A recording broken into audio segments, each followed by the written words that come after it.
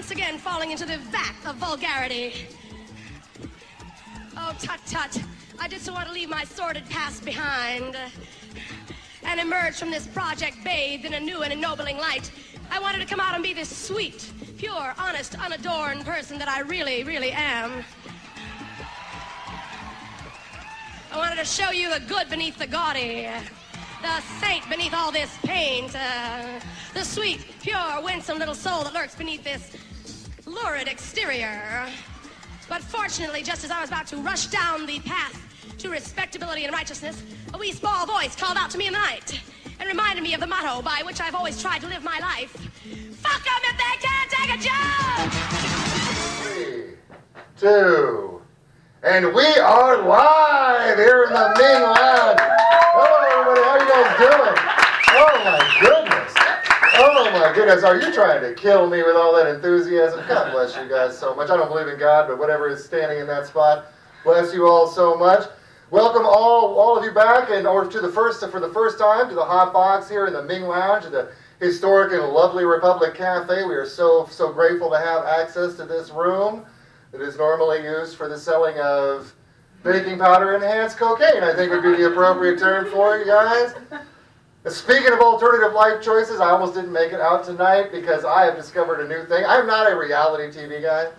Not at all, but not since Survival Series 1. I was like, Richard Hatch's dick, we're done. We were good at this point. She remembers his dick. The guy who used nudity as a strategy, you guys, respect the fucking game. I'm watching a show called Jailbirds, not Ladybirds. That's Lyndon B. Johnson's wife. Wonderful lady from everything I've heard from people who probably didn't know her. It's called Jailbirds. It's about women who are incarcerated in Sacramento Correctional Facility on Netflix, you guys. And holy shit, do I want to date like all of these women? They are perfect, you guys. I know that's hacky, right? You're like a lot of women comedians. They say, "Oh, I'm dating a guy in prison because I know where he's at all the time." You know what? I never thought that shit was a legitimate argument until now, and I'm kind of like, Plus, like half of them have really easily identifiable face tattoos. So there's none of that "it wasn't me" bullshit when you're like looking at Facebook when somebody tagged them. It's great. There's this one lady on there, you guys. She is in jail for running out of a Victoria's Secret with $11,000 worth of bras. First of all, how motherfucking expensive are those bras at Victoria's Secret? I can't run with $11,000 worth of anything, including dollars. That's she goes like that. That's like a real, like I can do that kind of shit like on like 8 o'clock at night on a TV network joke, right? Everything I'll say before and after, not so much. You guys, coming to the stage is somebody who is a real contender for Portland's funniest comedians. In fact, you should get out there and support that. Wait, is it Bixby? Actually, coming to the stage next. I'm just kidding. That was like a real shitty burn. I like this. He's a good guy. He is a genuine contender for Portland's funniest comedian. In our hearts, if not through the rigged, communist influence fucking Trump administration system over that rigs it unless he wins, in which case it's completely above board. We don't need to change anything. You guys, give it up for our friend, Mr. Brian Bixby, everybody. That's right. A win for Brian is a win for democracy or something. Gay rights, I guess. Trump. Anybody. I recently witnessed something very racist. I was visiting my hometown in Wisconsin, and that was it. Just very, very racist. I was like, wow, this is weird. Well, not weird, actually, pretty normal in America. Whatever. I got a jury duty notice recently, and I really wanted to get out of it. So somebody told me, they said, what you got to do is you just got to lie. You just got to tell them that you're really super racist. And so I did that, and they made me judge. So now I still have to go.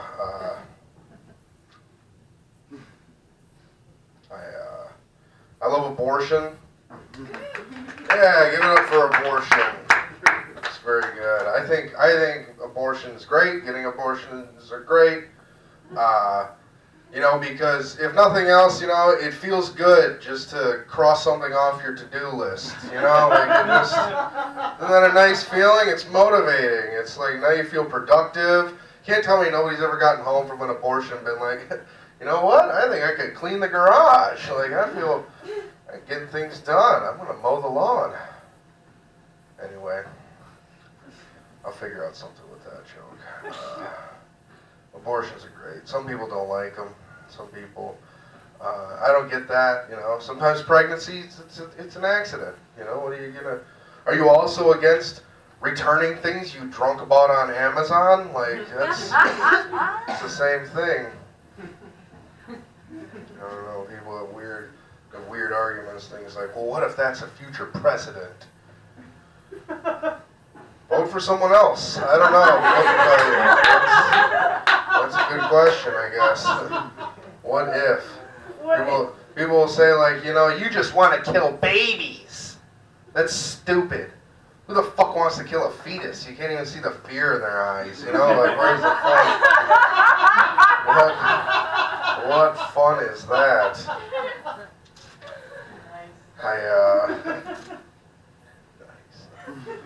I was in a Western themed bar recently, which isn't a surprise. I know. It looked like I was there to fix the toilet. Whatever. But I saw they had a vending machine and they sold pregnancy tests out of the vending machine, which makes me assume that I shouldn't trust the condoms in the bathroom. You know, like. It's just weird. If you get pregnant at a Western themed bar, do they do the abortion with spurs? That's what I want to know. Is it no harm to the woman? Just get the fetus out, whatever. Enough of this abortion talk. Anyway, I think we're all sick of it. I think so. You know,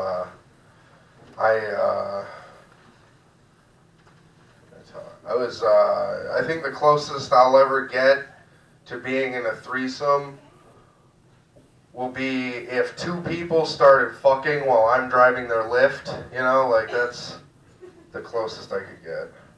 I got jerked off in a Lyft once. I did. The whole time the driver kept talking about how great it is being a Lyft driver, and I was just like, well, yeah. I'm about to prove you wrong. You're about to have 1 billion more passengers. That's what's going to happen. We'll see how you'll like that. Anyway. You gotta, there's something that's like, I don't know, you gotta get jerked off in a lift. But you can't jerk yourself off in a lift. That's just creepy. You know, you can't just stroke yourself in a lift. I don't know. I like masturbation. I masturbate. Whenever I watch porn, I let the video run for 20 minutes after I'm finished because I'm convinced somebody's keeping track of that. And I don't want my time to look like a Hulu commercial break. Like, I want to look, even if that's what it was. How fast can you come? I can come however fast I need to. That's how fast I can come. I can come in a minute, or I can come in an hour. Welcome. Thank you, sorry. No, it's okay. I was just talking about how fast I can come. Best part. Yeah, it's the best part of the show. We're just getting down to it now. All right.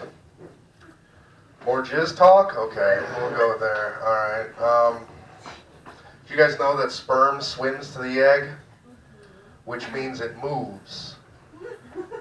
And that must be why my socks keep going missing. You know, like that's, where they all go. Hey. Zing. Hello. Anyway. Adorable. My sperm is adorable. Little ginger sperms. Little ginger. You know, some women don't like it when you come in their face. I I said, but you know what? Don't get mad. It's weird. If somebody comes in your face, don't get mad at them. Just hand them a tissue and say Gesundheit. That's all you gotta do. That's all you gotta do. Anyway,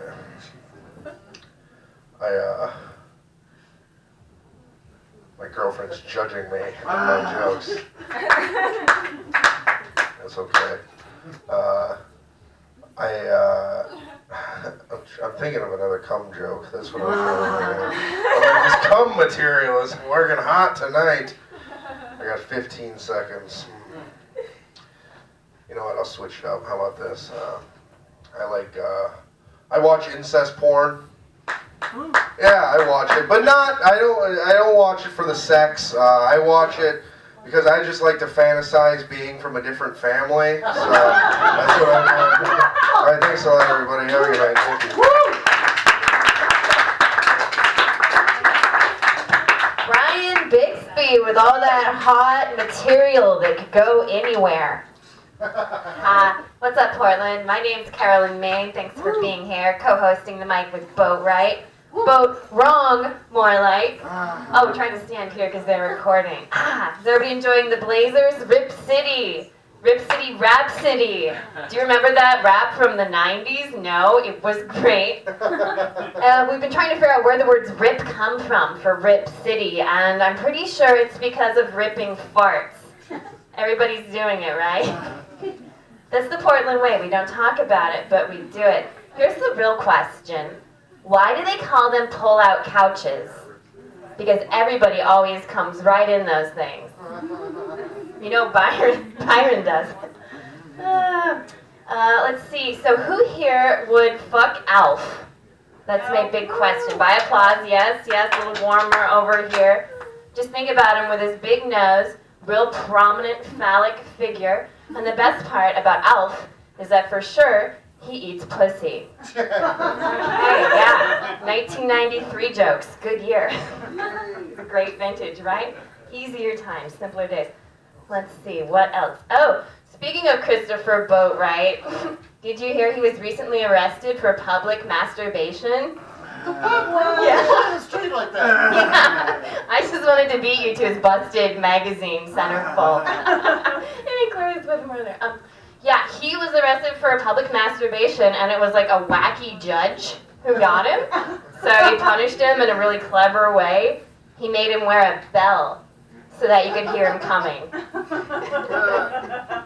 That's what's been happening with old Christopher Boatright. Carolyn, just a quick, somewhat emergency announcement. Oh, yeah. Any owners of a red Subaru, I think you're probably getting towed or somebody's fucking your car. It wasn't real a clear message, but something's happening to a red Subaru outside. So if you want to see a car get fucked or towed, a red Subaru, oh, you just want to see a car get fucked or towed? I just really want to drink. Oh, the bar is a perfect place for that, but if you want to randomly give me tips, I'll take them. Oh, yeah, you can I'm walk in front. I'm standing right here. Yeah. I'm way more disruptive than you could possibly be. I'm like 3 times fatter than you. Trust me, you're fine. Thank you. Yeah, you can totally walk by and stuff. Okay, go check out that car getting fucked. That sounds pretty good. I'm definitely curious. Yeah, thanks. Let me know how that goes and what Boatright gets up to. And then let's see. Okay, yeah, one last one. Then we'll keep this moving, people. What happened to the guy who ate a library book?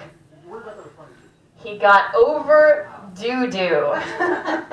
Thank you, just for you. Nobody else.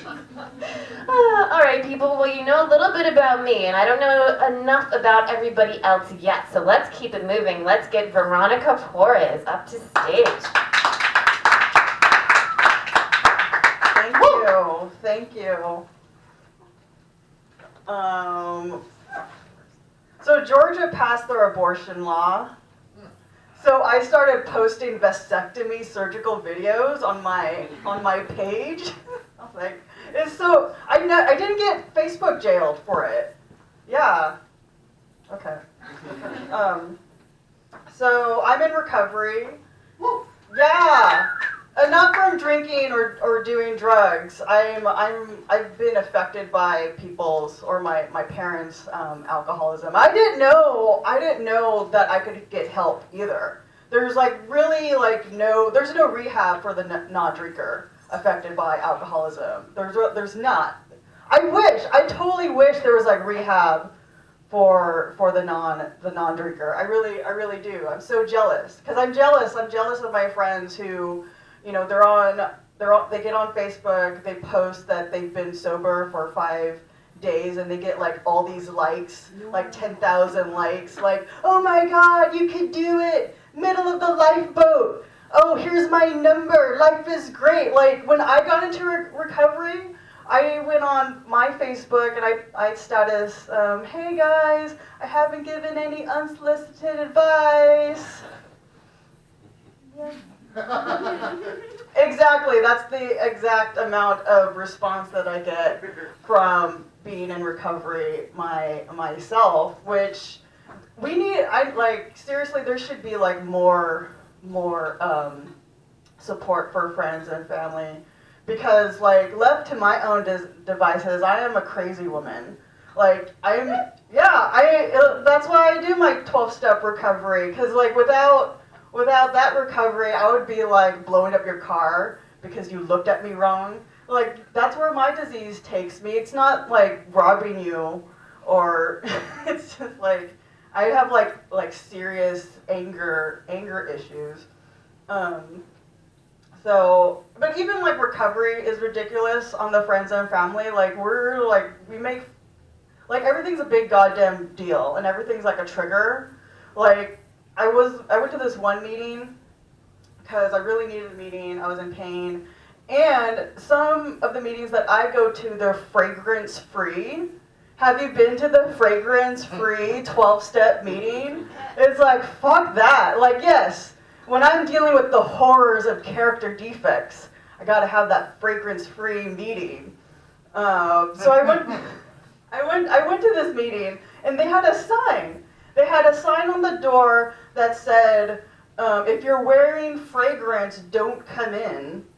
Because last time I checked, it's a come as you are program. And I looked, and this is my first time at this meeting. I'm seeing this sign, I look at it and I read the sign, like, if you're wearing fragrance, and I wore a little bit of fragrance, and I was like, fuck you. I'm like, I went in anyway.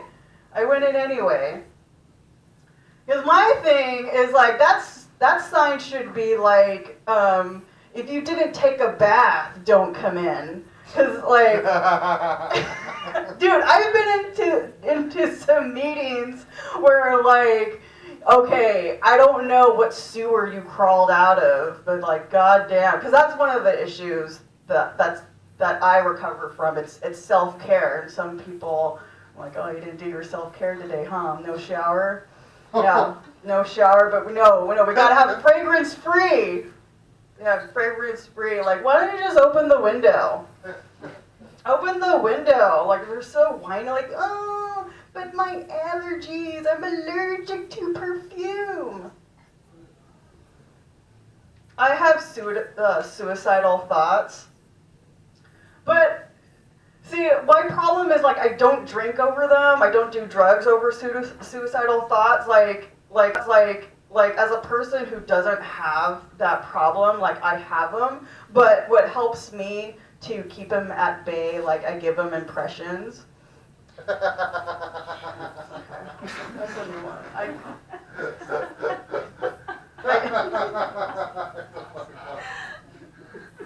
So, like, my suicide thoughts just do a lot of impressions in my head, and sometimes they're nice. Like, sometimes my suicidal thoughts are nice, where they just want to hang out and Netflix and chill. And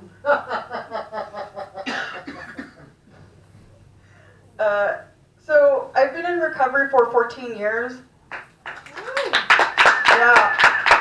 My serenity date is January 22nd, 2005. So I call these my spiritual teen years. And I'm learning to love and accept myself and find out what I like.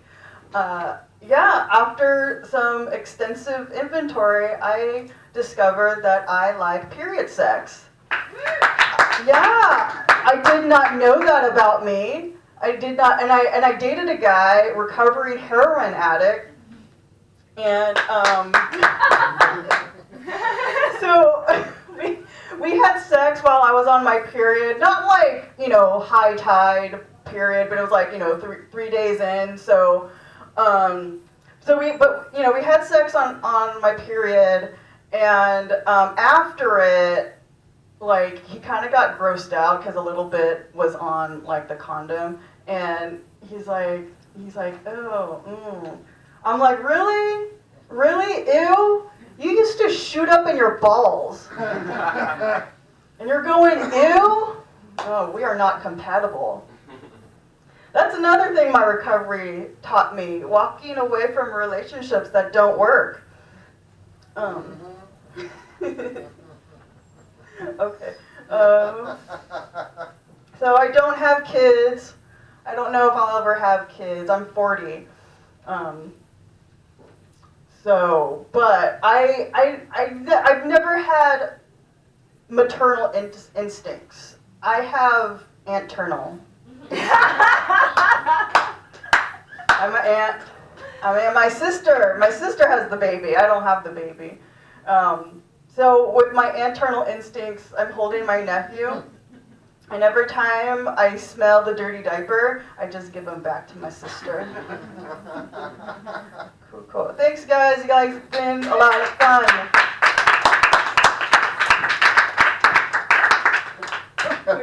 Veronica Porras, everybody. Sometimes you'll get somebody who'll jump the gun and laugh for a number of reasons. Sometimes it's because they're familiar with the jokes and they know the punchline. But then other times it's because the person in the audience also has suicidal thoughts that communicate to them in little weird voices. Mine are like movie icons. A lot of them are from like gangsters from the 30s, and they're just like really threatening. There's a lot of I think it's a lot of Jews played Italian mobsters back then, and it's sort of identify with all of that. Good stuff.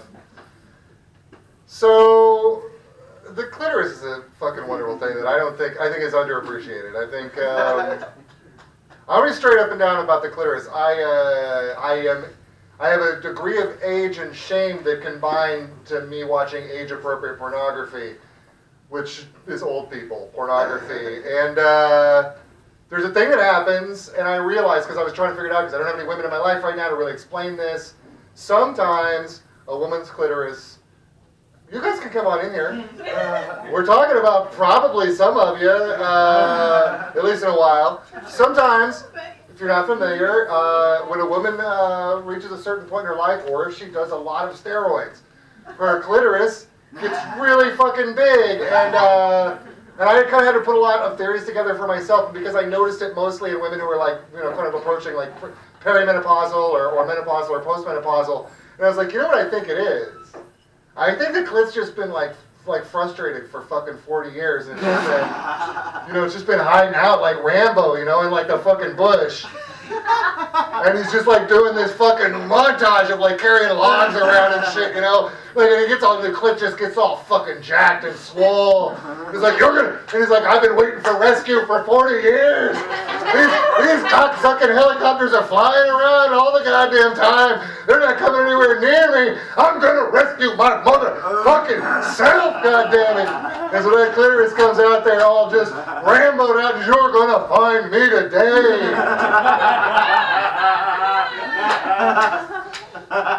I mean, that's the theory I'm working with right now. Just saying, if you're ready for that shit, or if you're not already, familiar. You guys, somebody else you should be getting ready for. She is a wonderful comedian. She's a regular hotboxer here. We're looking forward to seeing more over here. Let's give it up for Drea Henoveva, everybody.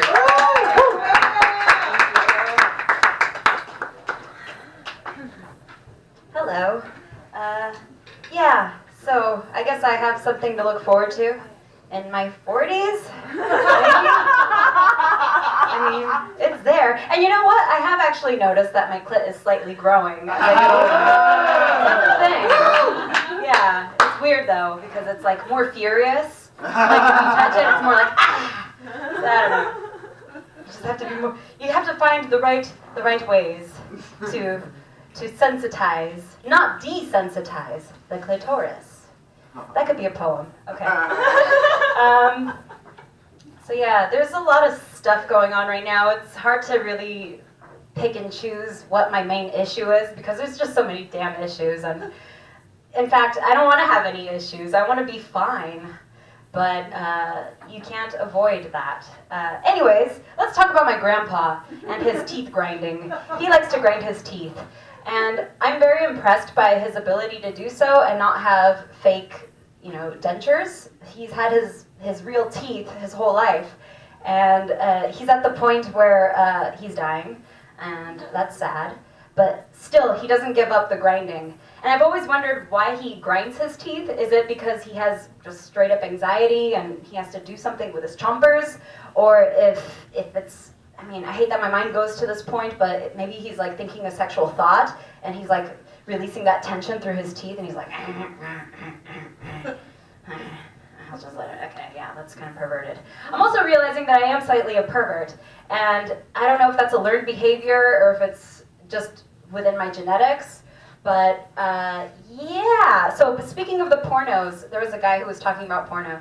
I do give in to it sometimes when I'm desperate enough and just like feeling kind of low lifey. But more and more I'm becoming conscious of doing it and when I do it. And I haven't done it since I became conscious of it. And that's the side ads that are there of like, robots being fucked and fucking teens being, put on like teen baby mama getting fucked by her baby mama, baby daddy mama. It's like really fucked up. And who knows, some of these videos are most likely, or at least some of them are involved with sex trafficking, and condoning to the it's free and it's easily accessible, so that's nice. But condoning to a website that approves of potential sex trafficking, that's fucked up. That's me just like tipping my hat and being like, okay, I'll just like screw myself off and be okay with it, and then move on and still like go against sex trafficking in the end, and that's not cool. It's bad. So I'm trying to keep away from the free sex trafficking porno sites. Yeah, that's my confession of the day. Okay. What else is there? The pornos, polar opposites. Okay. I met my polar opposite slash soulmate this last weekend. It was awesome. She's the same age as I am. I'm a Pisces, she's a Virgo, opposite signs. She lives in California, I live here. We both do improv and are into comedy. I met her for the first time, we got connected through a friend. It was awesome, but I realized how different we are aside from our polar astrological signs. She likes white wine and I like red wine. Polar opposites, indeed. Is that all I had to say about that? Maybe. Okay, that was sad. Moving on from that. My cousin thinks I should get my shit fucked up by a person, preferably on her end by a guy. And I don't know what she means by that. I'm starting to distance myself from her because, well, what does that mean? The way she said it, okay, we were just a bunch of ladies having some rosé together one night, and we were loosening up, and she's like, you should get a guy to fuck your shit up. I'm like, what? What does that mean? Do you mean like a superhero Marvel dude? Like my implicit bias jumped to like a buff dude with a big dick just like lifting me up and fucking my shit up? And that would be ideal and amazing, but is that really what she meant? Or did she mean just some like smart ass dude who fucks my shit up by gaslighting me and really messing my life up, and then I learn a lesson from it? I don't know what she meant by that, but I think she ended up fucking my shit up at the end of that. So, fuck you, cousin. I love you. You're in California. I'll see you later. Anyways, how much time do I have? 1 minute. Okay. We are socializing. What else is there? Grandpa. I don't want to deal. Oh, yes. Sorry, I'm not fully prepared here. Throw a word out at me. I like to improvise. Butter. Butter. I love butter. Butter makes me queef. It brightens my teeth yellow, and it just makes me proud to be an American overall. I love it. If I could get weird and dirty with butter, I would. Like, see, this is where my perverted mind jumps to. I'm thinking slapping butter on my ass cheeks, and just like putting butter on my lips, just buttering up, literally, because you just can't get enough cum, right? Okay, that's sick. You know, it's all about cum and butter and juice sometimes. I don't know. Is it moisture? Is that what I seek in life? It's just a little juice? I don't know. Butter is swell. All right. Any other words? Swole. Swole. All right. Swole. I swell up when I get nervous sometimes. I don't know what it is. I pucker up, you know, and I don't know if that's a good sign. Maybe it's just getting out of my comfort zone. But anytime I get really jolly and happy or excited, I just get more swollen in my face, and I'm like, I'm just so joyful right now, I could pop. But that deflates, and when it deflates, that's not good, because then you just become loose and sad, and then you're just waiting until the next time you inflate. And if it's not an occurring thing by joy, then you inflate by carbohydrates and sugar. So, okay, thank you.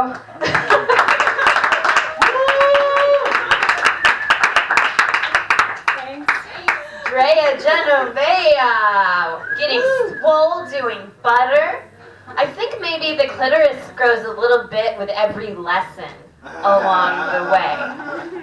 Also with an erection, clitorises can get erections. They're not like raging cock boners, but they're boners, you know. So be aware of that. Look forward to that. And look forward to our next contestant, comedian Miss Maddie, to the stage. Thank you.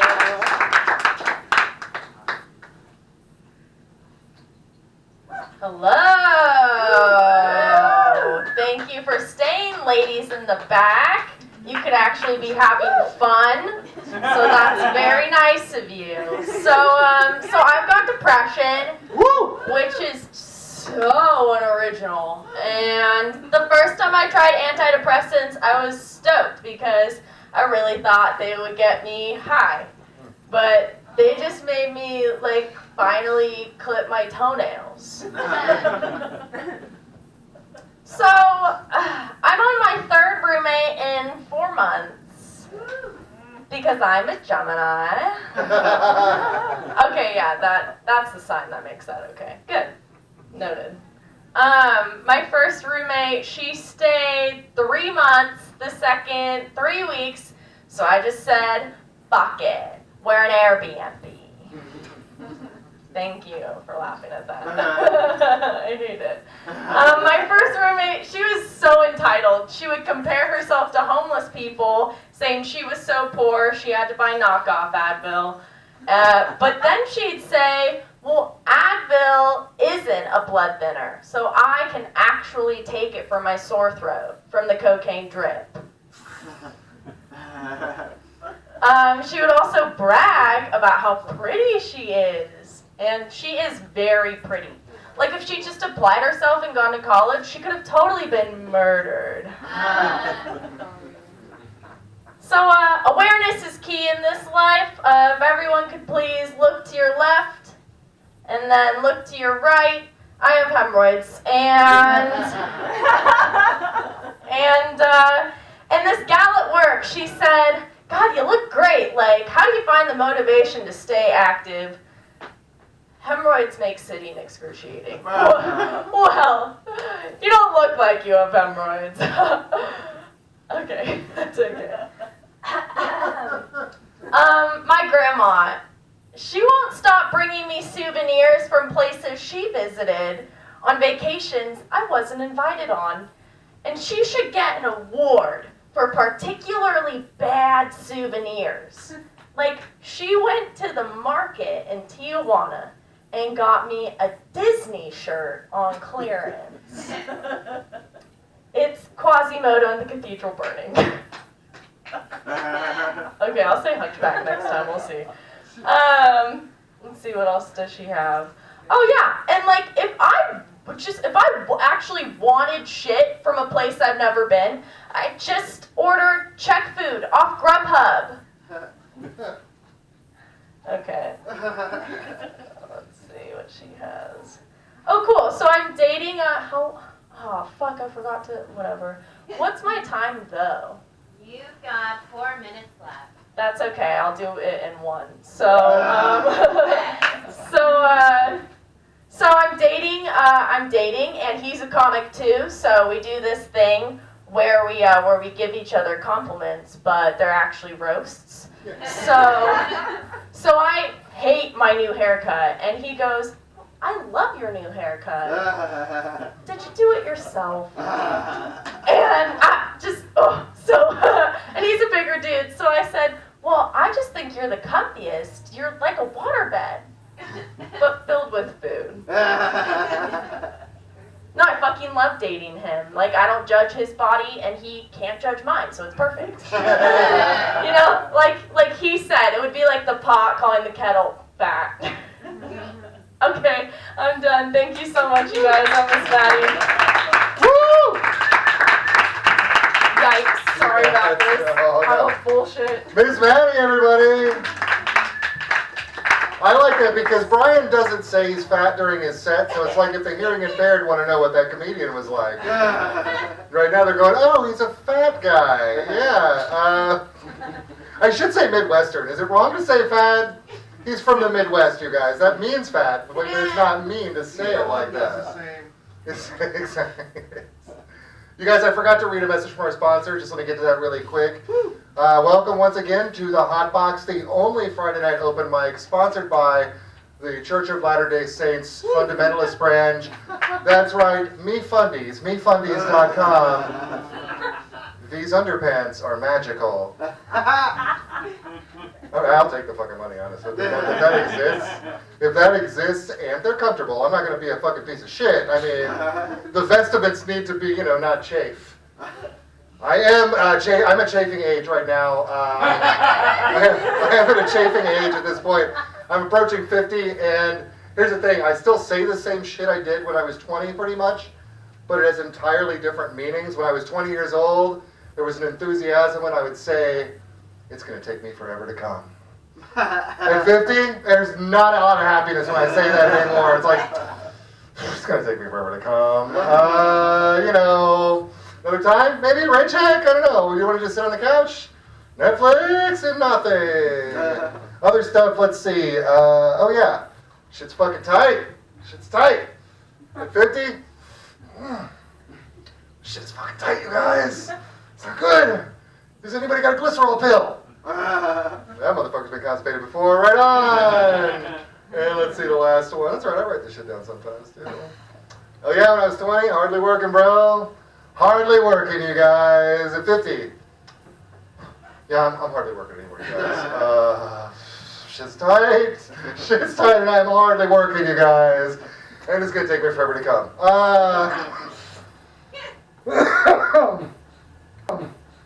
Thank you so much. Honestly, how sad my life is when 3 laughs are like a really big deal for me. I need it though. I need it. God damn it. Keeps calling me.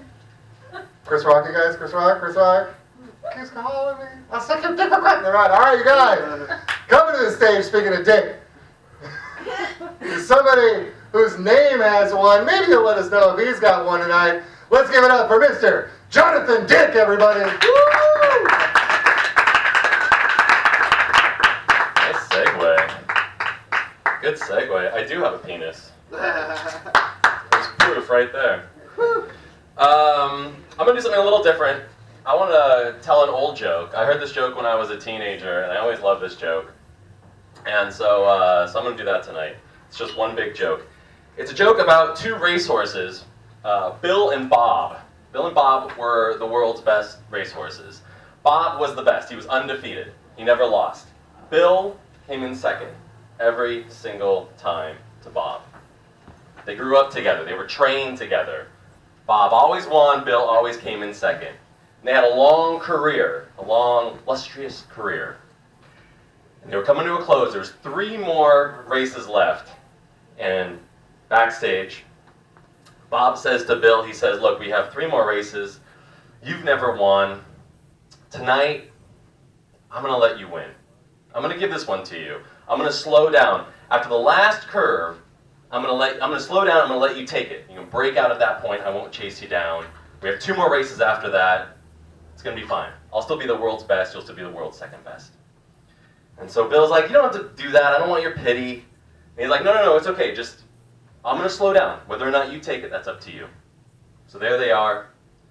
Gates open. Starting pistol, bang. They're off. They're going around and around. Bob is always out front. He's a front runner. Crowd's going crazy. All of a sudden, after the last curve, Bob starts slowing down. He looks back at Bill, and he kind of gives him a little wink. Bill's like, fuck. All right, well, it's now or never. So Bill starts breaking out. He starts running as hard as he can. He's galloping as hard as he can in the mud. Bob's watching him go, and all of a sudden he realizes he's never been in this position before. He's never seen Bill's ass right in front of him. Something clicks. All of a sudden, Bob is going faster and faster and faster, and before Bill knows it, Bob has just won the race by his entire length. It's not even close. The crowd goes nuts. They're talking about it all week. What went wrong? Is Bob getting old? Well, Bill's not talking to Bob. Bill's pissed. Felt tricked. Well, the second race comes up. Bob says, I'm so sorry. Tonight I'm going to let you win. We still have 1 more to go. So tonight I'm going to let you win, and that way I can win my last race, and then I'll retire.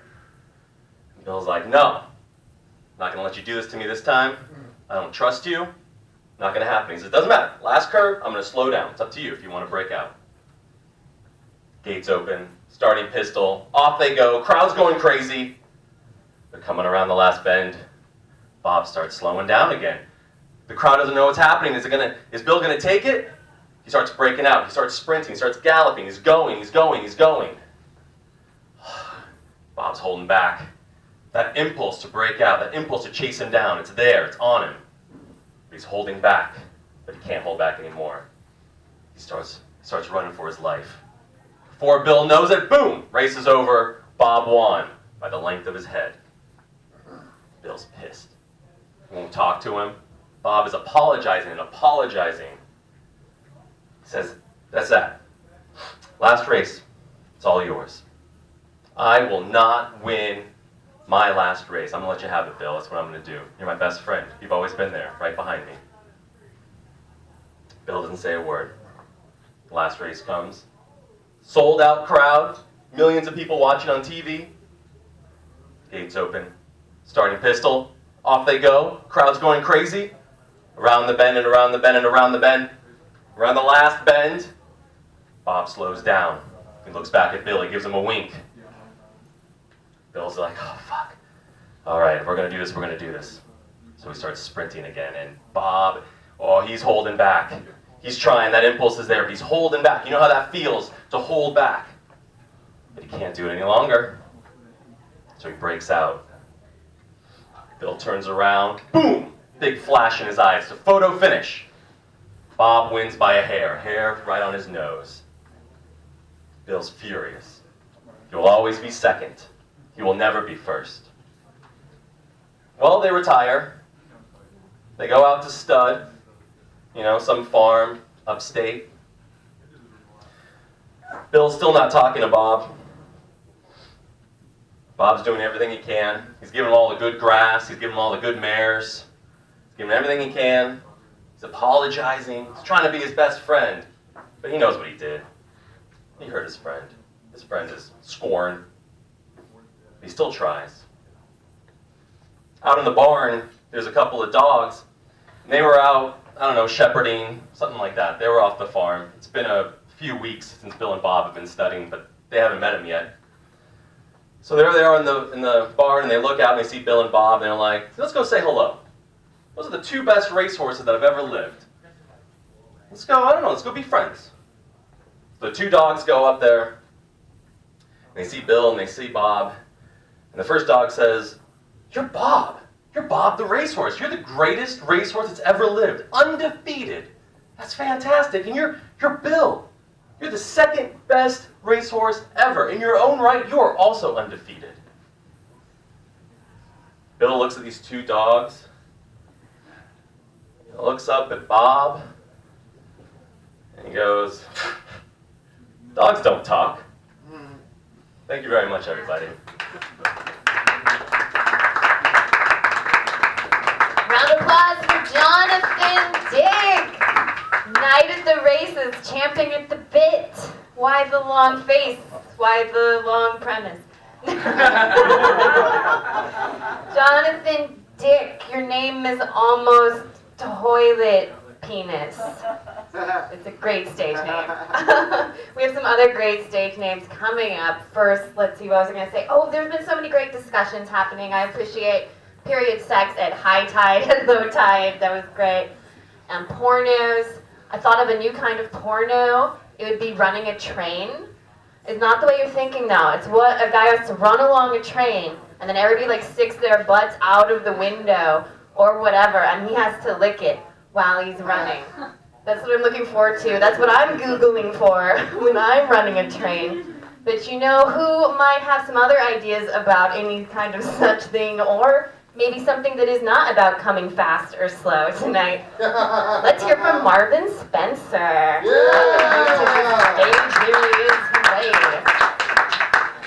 Thank you very much. How's everybody doing? All right, I'm visiting from Germany. Now, Marvin Spencer is not necessarily the most German of names, I admit it. I'm actually half German, half Jamaican.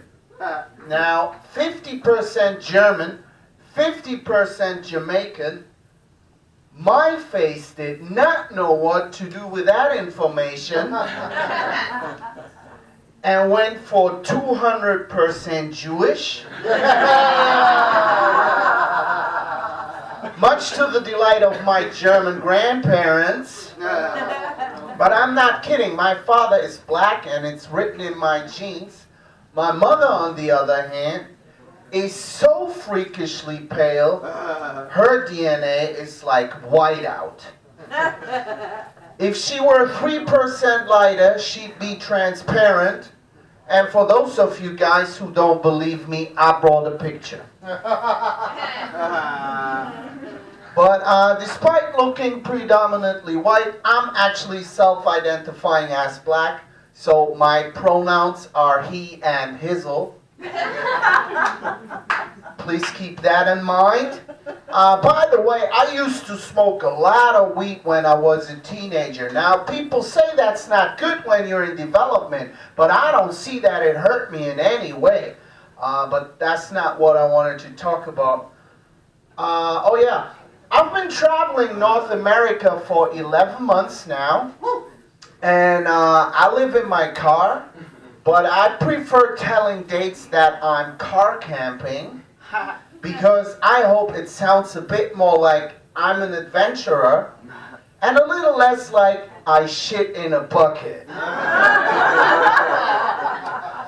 Last week, I was living in Canada for a while, and last week when I came across the border, I really had a hard time. The border agent, he would not, let me just quote him. He said, "You don't sound like you're German. You sound like you're from New Jersey." Right? And I gotta tell you, I've never felt so flattered and so insulted at the same time. I've never even been to New Jersey my whole life. I must have contracted this watching Sopranos or something, right? And he would not believe me. He would not believe me. And he said, "There's no way you're fully German." And I was like, "Oh, let me explain. Funny thing, I'm actually half Jamaican." And he went, "Oh yeah, this makes perfect sense now. Here are your papers. Go on with your day." I'm kidding, they searched my car. And my butthole. So it did have a silver lining after all. You guys think that soccer is weird? Right? You do, admit it. You know, soccer is the most forward game in the world. There's two teams. Both try to score a goal.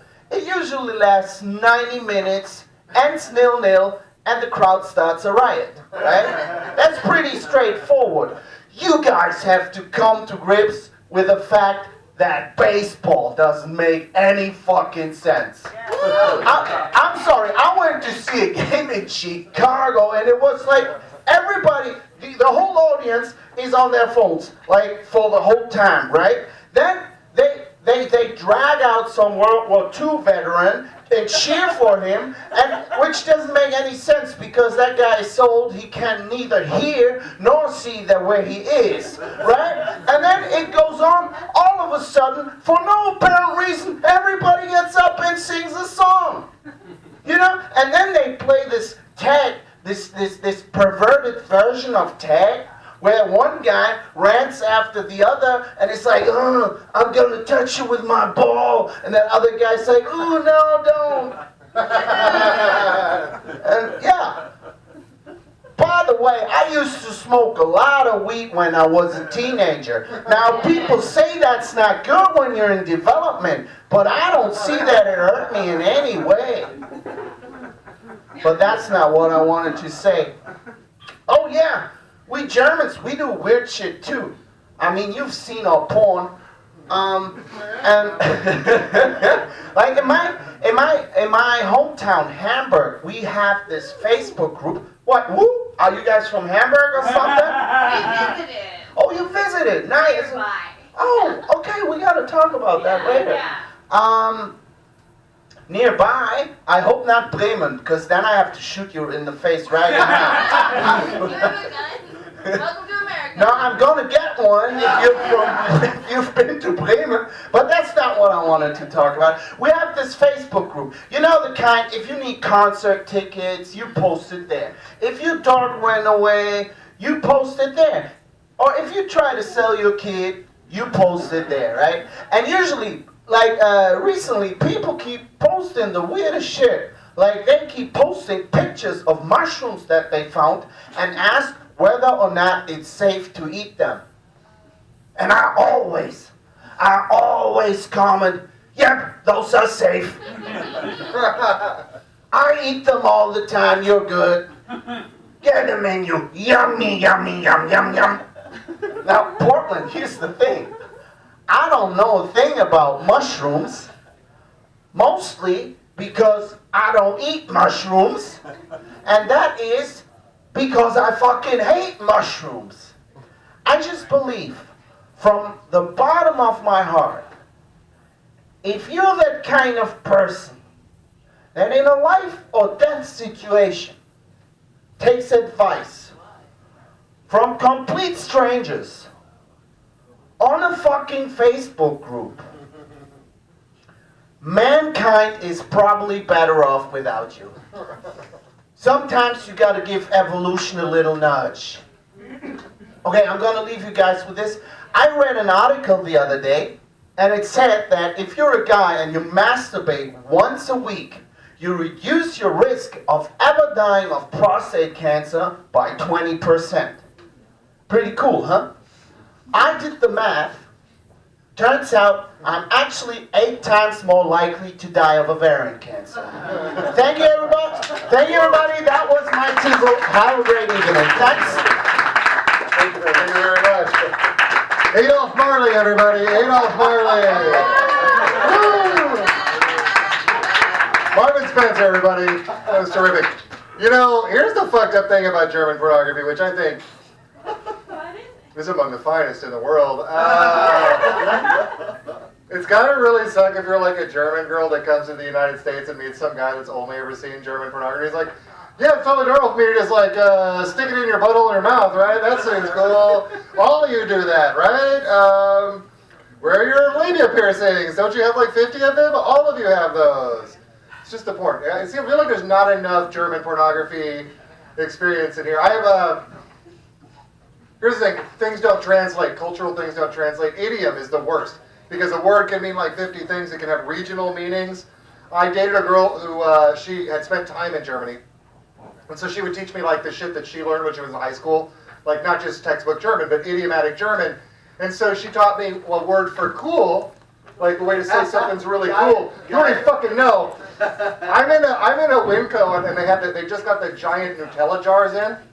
And I heard a woman speaking in German right in front of me, and I just held up the Nutella jar. And he's the only one that's going to get this. And I look at her, and like I'm really happy about this Nutella. Like I'm really excited. I'm making eye contact, and I say, "So geil." Which basically just means I sexually propositioned this woman with a fucking gallon of Nutella at Winco. Because yeah, it can mean cool, right?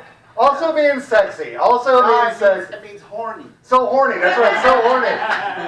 So I'm just like, I guess I was like, I'll lube you up with this fucking Nutella or something. She wasn't into it, by the way, which makes sense because I've never seen that in a German porn. I didn't offer to like brown eye her and then put it in her mouth. So it's pretty rough, you guys. Here's the thing. Life's rough.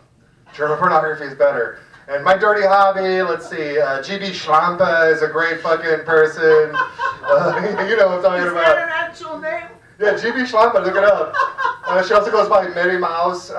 She's great, the best, you guys. I'll fucking share. I believe joy increases. GB Schlampe. Also, if you like meth porn, and if you don't, you know, but if you looked at it yet, because I mean, just try it out. Toto. Just look up dirty director Toto. Meth porn is the best. It's really upsetting when you find out she's 19 and she looks older than me.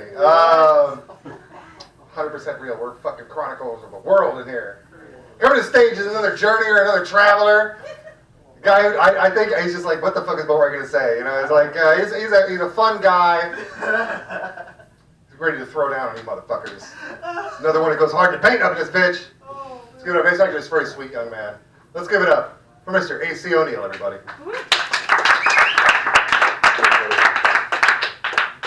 Thank you guys, thank you.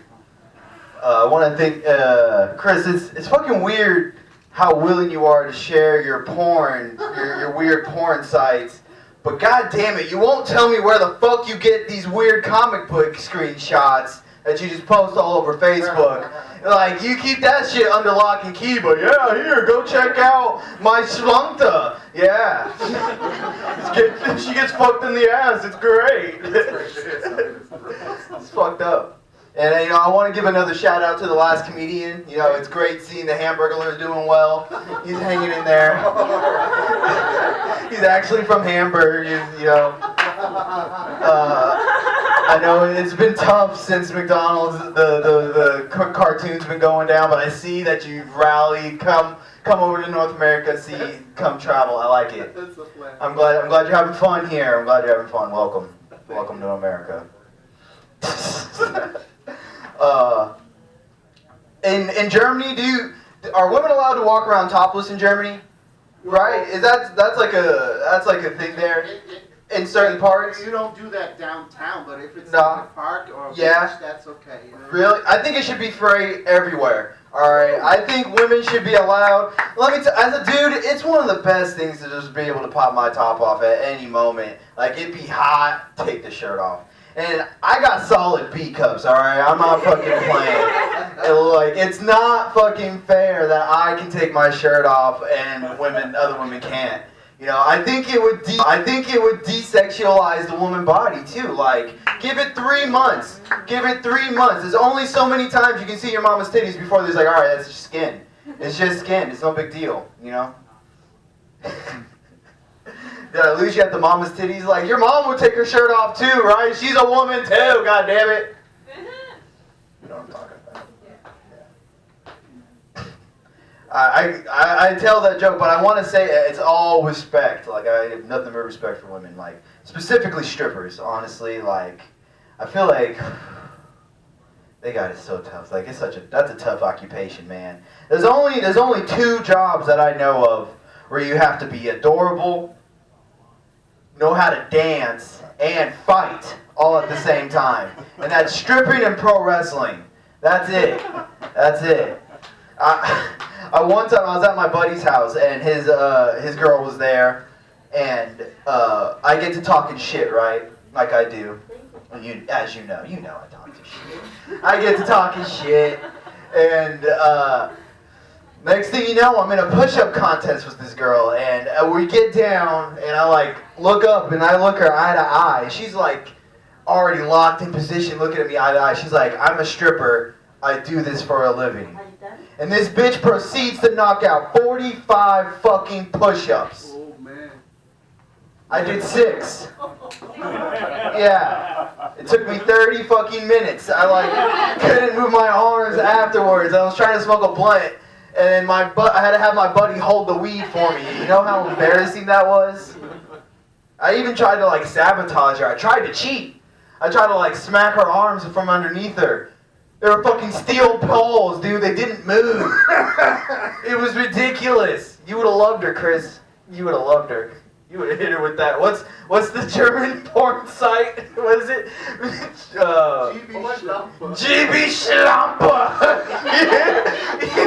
You would have hit her hard with the GB Schlampe. Yeah. There's no way in fuck I'm looking that shit up. There's no way. There's no way. I'm gonna stick to my regular ass incest amateur porn. It's fine. It's like the rest of fucking America. Alright. Jesus Christ. You fucking. Oh man. I think we just want to keep. I just want to keep prophesizing some shit to you guys. Like this is some stuff that I got on my chest. All right. Please don't judge me for it. All right. But I think prostitution should be legal. All right. That's just like I think we could get some funding behind it. You know, actually be able to protect these people working in these jobs. You know. And I have a great idea for a fucking brothel. I have a great idea. I would make it a brothel/restaurant, kind of like Acropolis is like a steakhouse/strip club. You guys been to Acropolis? Yeah. You know, the steak bites are good, but the titties are better. You know that place. I would have a. Thank you. I'm trying to swing it back up. Just wait. Let me get to the brothel restaurant. I would call it the Sausage Pocket. Right? Yeah. You could get a hot dog and a hand job there for like $20. Like it's only $10 for the hand job, which I find reasonably priced, you know. But it's $10 for the hot dog too, because god damn it, it's a good hot dog. It's good. Listen, Chris. Chris would be up in there. We're like, how you doing? You would have freaking flyers like we'd let you be our VIP. Be one of our VIP members. Ladies, you can come. Go ahead. Go ahead. Get on. Honestly, you're the best thing that has happened in the last 5 minutes. Thank you. Yes. Oh my goodness. I'm never washing this hand again. Ooh, that was awesome. It doesn't happen to me very often. Beautiful women don't high five me. That's not a thing that happens. You're so sweet. Oh, thank you. Thank you. We like you. Yeah, I like you too. You know, I like you guys too. We're new besties. Yeah, we are.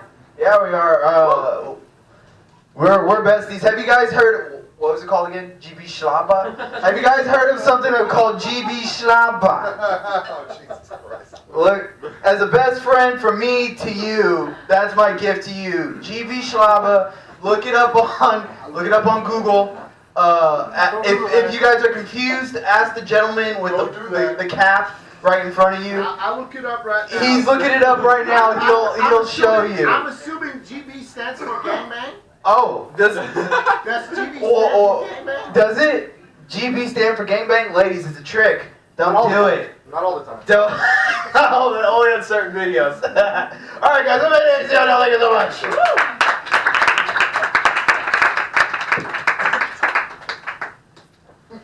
AC O'Neill, keeping it real with the cheap enough hand jobs. That's what I call the invisible hand of the economy. Right. Oh gosh, what a journey we've been on. Hamburg, that was great. Germany, I visited it. It was off-putting. The problem is, as soon as the plane lands, you're like, Nazis. And you can't say that or do it. It's like you should have unpacked like your feelings about the Holocaust in America. I'm doing a terrible segue for our next comedian. But yeah, Germany's cool, but it's so close to Europe. It's like, why not go see statues instead of, what is it, the little fried things and you eat it? What's the best food in Germany? That's what I couldn't figure out. Tuna? Tuna. Okay. Well, I'll work on tuna next time I go to Germany. This is relatable crowd work. Don't worry about it. German porn. Schlaufner. Schlauflerplops. Okay. Well, anyways, it was very highbrow, and we're going to keep it highbrow with a Hemingway. We have a Hemingway here. They are maybe more interesting than the regular one, because this is Keith Hemingway. Welcome to the stage. Hello. Thank you. That's like the best intro I ever got. You actually remember my name. It's a shock. People do not remember my name, and then when I get on stage, it just fucks everybody up, you know? But, you know,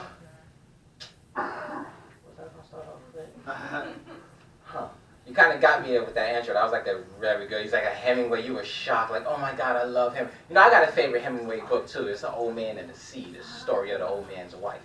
But that joke might fly over a couple people's heads because, you know, as the story goes, you can't call your wife a cunt and live to tell a story. You know? People think Hemingway was killed, you know, that shotgun incident was suicidal. He wasn't cleaning that gun.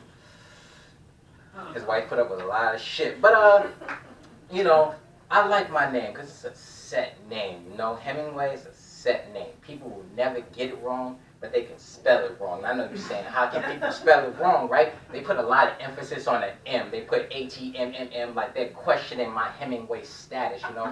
Like, they're like, he doesn't look like he's on the 50 Shades of Mayonnaise scale that we rate people on. But I gotta stop talking about white people, because, you know, white men, I gotta give it up to y'all. Y'all got problems. I like white men, you know? Y'all give white men a hard time, but you gotta give it to them, you know, because skydiving, meth at one point was good. I never done meth, but I'm pretty sure it was good because it's a hit out here, and, you know.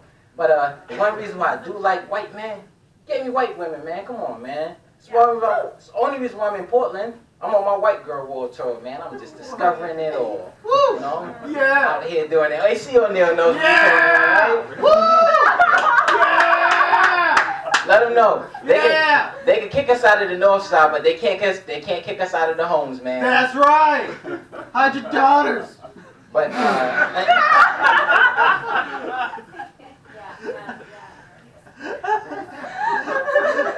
I'm not drunk, people. Yeah, I don't gotta worry about two drunk black guys up in here. But let's get back to my name.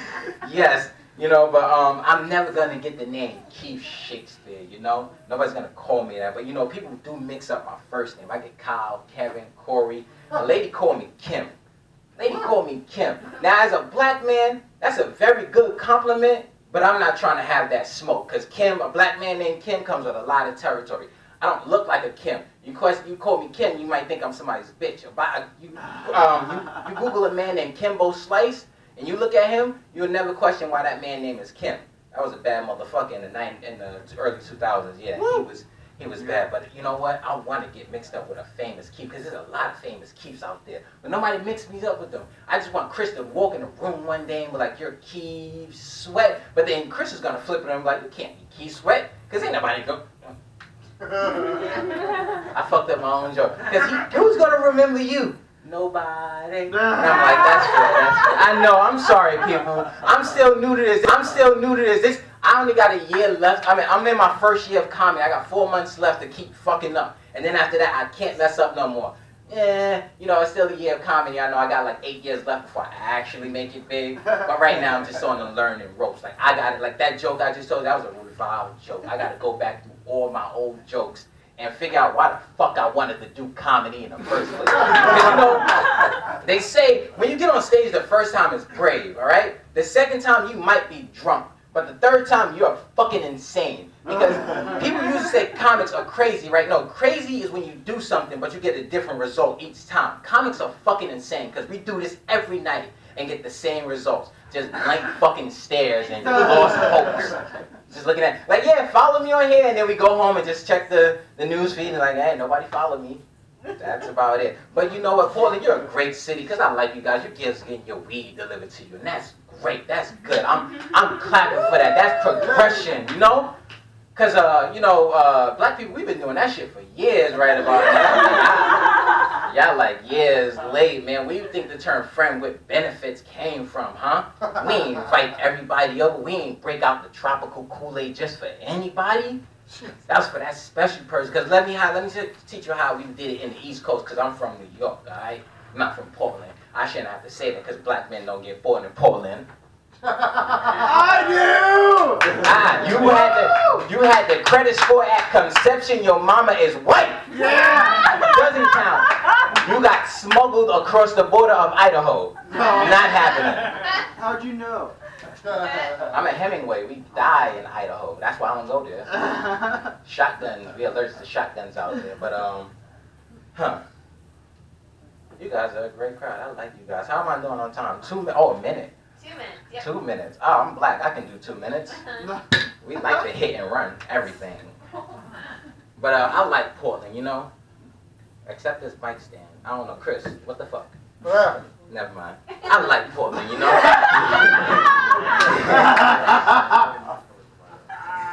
I gotta stop fucking with Chris. Because this room, man, I'm scared that some giant Chinese guy's gonna take me if I bomb on this set any more times and turn me into the next delicacy, But I like Portland because this city is full of hope, Hopes that people here will start driving just a bit better. Because come on, let's face it, nobody here drives with common sense, right? They drive with emotions. And we all know Oregon is responsible for the relationship status. It's complicated. The shit here is just complicated. The people, the roads, the weather, everything is fucked up here, alright? But I still like Portland. Chris doesn't like me joking on Portland. Listen, I'm a Knicks fan, so I understand the drought of a championship. We just not gonna update our t-shirts like, yeah, we won this 40 years ago, but do you like the new logo? Not gonna happen. And hopes that everybody would stop moving here, Because this is Portland. You gotta hate everybody equally and not Californically, okay? Gotta do it like that. And hopes of understanding the word diversity. Because on a scale of 1 to 50 shades of mayonnaise, as y'all heard, I'm realizing that my ADD just kicked in and said, squirrel, did that already. All right, yeah, 50 shades of mayonnaise. Portland is about a John Denver. I gotta gauge this joke on how many white people laugh in the room because y'all confuse me. Y'all know Wu-Tang, but you don't fuck with John Denver. I don't get that shit. How you know the 36 Chambers, but you don't know Country Roads? I'm fucked up on that. Thank you. Got it. But my name has been Keith Hemingway, everybody. Follow me on Instagram. Follow me home, because I still don't know my motherfucking way around this city. Thank you and good night. Anyway, man, all right. Good. Oh my goodness. Yeah, man, I got a feel for you, Knicks fan. NY Knicks, that stands for not yet, goddammit. Not yet. Probably not again. Probably not for a while, you guys. But I don't have a problem with making fun of Portland. Let's be clear about that. I am from here. Damn right, man. I remember when the so-called bums were just like non-vets on a pension that hung out in the park and they were like cool and shit, Give you a quarter for a back rub and there was no ding-dong touching or anything. Fucking love Portland back then. Remember when the Rajneeshis were still cool in this town? We fucking ran the Spinning Wheel Cafe. It was fucking dope, man. Old Portland was great. So I'm cool with making fun of Portland, man, because I've seen how it's changed. That said, let's talk about the, what do we talk about? Let's talk about words, because words are important in what we're doing right here. This is not a mime act, in case anybody's paying attention. But words don't always do the same thing no matter how you use them. For example, the words like mild. You put mild in front of salsa or mild in front of sauce, and it's right. It says what it does. Mild. This is not threatening. Here's a problem I have with that. The word mild applies to me. Mildly psychotic does not mellow people out a lot. Right? And I think I'm just going to try and sort of engineer this a little different way. So I think I'm going to tell people I'm a zesty psychotic, spicy psychotic, cool ranch psychotic. Hello. How are you doing today? I'm picante psychotico. How are you? You guys, coming to the stage. That was a little act out of there. A little better? Yeah, it's fine. Whatever. It's fine. It's an open mic. I don't have to do well at my own open mic. That's fine. Whatever, you got it. Good, I got that laugh. I needed it. Thank you so much. Coming to the stage, feeding the need. Let's give it up for Mr. James Hartenfeld, everybody. Oh my gosh, thank you guys so much. Give it up for yourselves. Sticking around. This is amazing. I'm falling in love with this mic. I'm too comfortable. Too comfortable here. That's what happens. I don't drink the water here. I don't know anyone else just avoiding that. I don't trust the water here. Not gonna happen. I don't wash my hands here after I use the restroom. Just gonna make things worse, really. Just gonna add to that problem. I like the carpet here a lot. 10 years ago, they're like, let's replace the carpet. Saw what's underneath. You know what? Fuck it. This is better. Let's just leave it for another 10 years. This is gonna be fine. Those girls don't give a fuck. This is the nicest place they've ever been taking selfies up in this joint in the area of the room I don't go to because I don't think you come back from that. I think you go over there and yeah, you're done. You don't return. If you see me looking at my phone during this set, just working on a character. Just working on a character. Burnout nephew of Mario Lopez in line at an ATM. John Mayer heroin addict in line at an ATM. Alright, okay. Best advice I can give this room. Gonna drop some hot seasonal advice for everyone. Reading this crowd, I think everyone needs a good tip. I think the best advice I can give you guys for the season of summer is going to be fuck someone with an air conditioner. Yeah. He's like, yeah, I remember those hot summers when I found someone with a good AC. There's be a little bit careful about who that is, but don't be too picky about the air conditioner, all right? There's a lot of good, hard-working ACs in this city, but at the same time, a lot of fucking psychopaths out there, so be a little bit wary. I pulled this move one summer, fucked this girl. Great air conditioner, let's just say, amazing AC. One of the best ACs I've ever gotten to be a part of, honestly. Incredible unit. But she was crazy. She was absolutely crazy. Woke up one morning, I saw a dream catcher above her bed. I was just casually like, oh, that's a nice dream catcher you got there. Very chill situation at that time. So literally chill from the AC. But she showed up at my house like 6 hours later with a handmade dream catcher.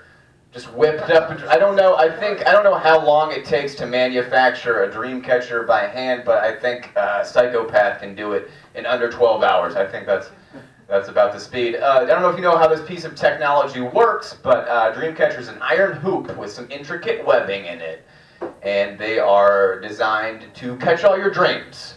And what do? I'm an asshole. I was young at this time, hooking up with this girl, and I threw it away. Threw away the Dreamcatcher. Had terrible luck for 5 years because Dreamcatchers, after all my dreams were downloaded into this device, I threw them away. And if you throw away your dreams, what do you got left? You know, what do you have? You got nothing. That's what. These guys were already sad, and they're sadder now. Not my responsibility. I'm surprised this stool can support my phone. I don't.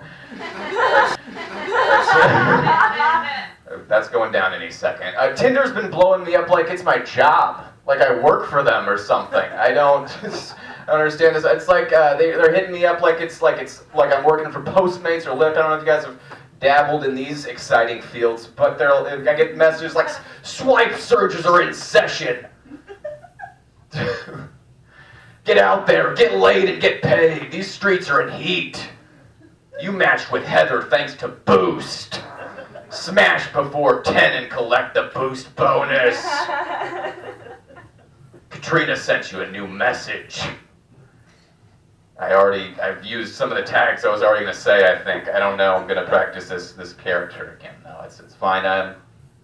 Live in a beautiful neighborhood, moved into a beautiful neighborhood at the beginning of the year. I live right on 82nd Avenue. Yeah, gorgeous part of town. Just lovely. I don't know if you've seen what they've done with that area, but we got a new tire pile. Very nice attraction. Not on fire, surprisingly. I don't know if that would make it nicer if the tire pile was on fire. I think that, I don't know. We have a beautiful community garden of abandoned shopping carts. It's a very active scene. Everyone's doing their part to plant in this community garden. A lot of nice broken bicycles blooming there. Yeah, get involved, you know, that's what I'm just trying to say here. My apartment complex dumpsters are very busy. They are unlocked in a very nice part of town, like I said. When people move out, it's like this chaotic, semi-dangerous Buffalo exchange situation.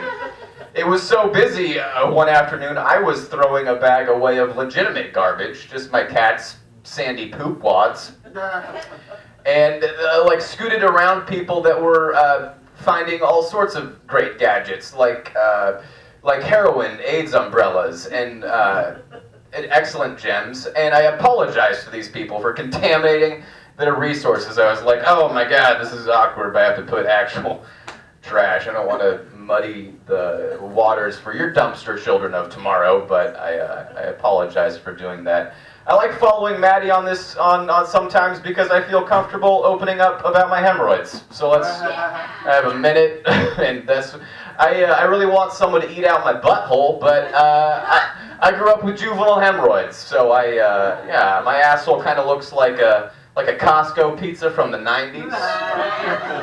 All those, I don't know why there's so much pressure on pizzas to be flat now, but they used to have this excellent texture to them. And, yeah, that's,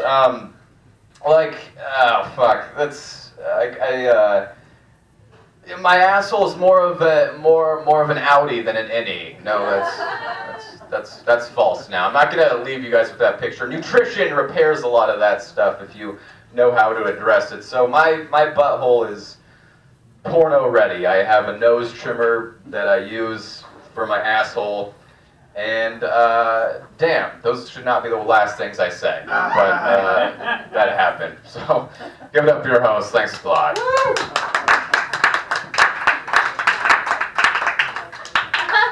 Keep it going for James Hartenfield. Yes.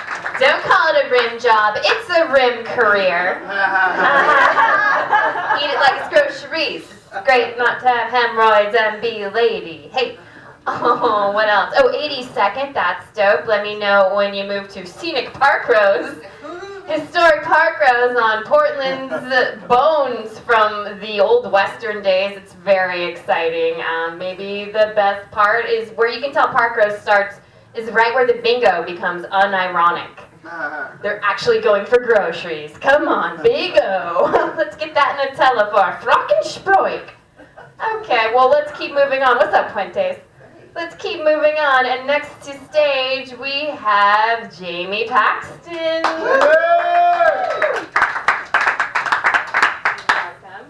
Thank you. What's up, guys? Woo. Okay. So a Jew walks into a bar, and he thinks, this will be the perfect place to film a trans housewife fucking yourself with a microphone.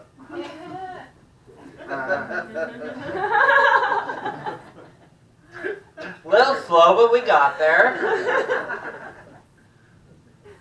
So, I look like Kellyanne Conway if she didn't do meth. I look like Heather Locklear if she did a bit more meth.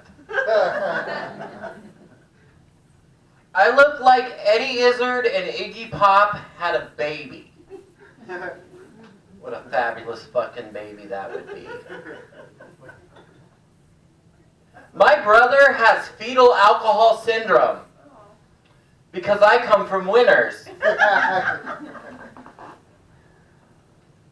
I didn't let my childhood keep me down. I worked hard. I learned a skill. I invested in real estate. Became a rich white man. And the 08 crash happened. And look at me now. Thanks, Obama. Turns out my little brother had a better investment strategy than I have. Being perpetually 7, he bought every Ninja Turtle toy ever made for the last 35 years. He called me last week to tell me he sold half of his collection for $125,000. Holy shit. I'm constantly fucking myself. Like literally, my junk is tucked into my asshole all the waking hours of the day. Ironically, the only time that I'm not fucking myself is when I'm in my bed. When my brother called me with this news, the only thing that I could hope but think was, why couldn't my mother have drank more when she was pregnant with me?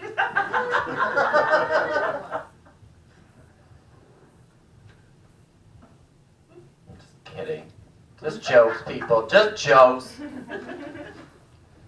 My name is Miss Jamie Lynn Paxton. I'm a 40-year-old polyamorous pansexual trans woman. A couple of you are like, what the fuck does that even mean? She got a cookware fetish? All that really means is my superpower is awkward eye contact. It doesn't have to be awkward though. I'm easily approachable, not easily offended. I carry crayons in my purse in case I need to draw pictures. Sometimes kids have questions. Like, what's your name? End of questions. There's a little girl that rides the same bus that I do, and we play this game where we name a letter, and she thinks of all the words that she can think of that start with that letter. A while back, the letter was A, and she said, awesome. Like Miss Jamie, because she's adorable. The other day, the letter was T, and she said, trepidation.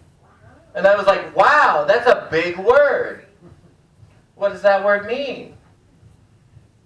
And she pointed out the white guy with the do-rag and the FUBU sweatsuit. The one that looks at me like I have identity issues. And she said, that man gives me trepidation. She's gonna win in this world. I have a lot of love for this little girl.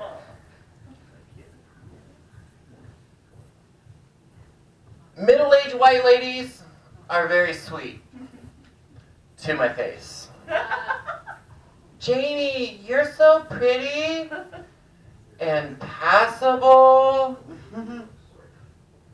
I'm just glad that I could give them an opportunity to show what good people they are.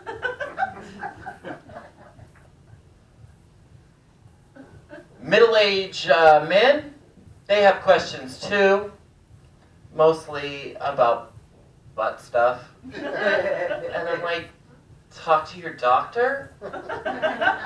Or maybe your therapist? I don't know. Boomers? I'm sorry, boomers. I just don't have enough crayons.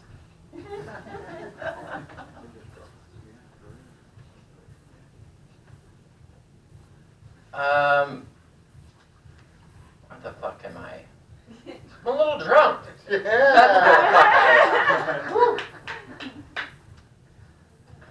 That's anybody like sports? Woo! Yeah. I fucking hate sports. I did play football in high school. Not because I wanted to, obviously. Pretty sure it was my stepdad's plan to make sure the girl got beat out of me when I wasn't home. Oh, fucking relax, people. It didn't work.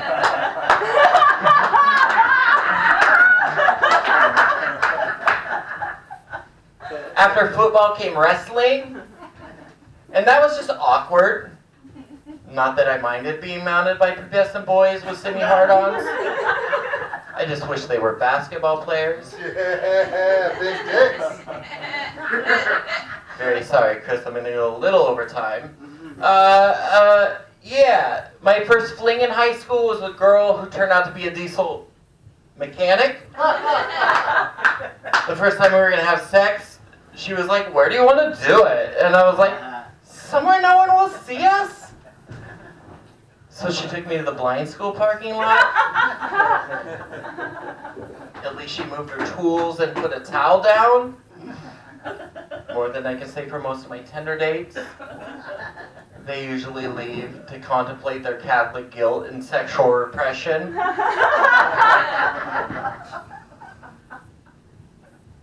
I've been trying to find a way to monetize comedy, so I post videos of my sets to Pornhub. Title, Trans Housewife Fucks Herself with Microphone.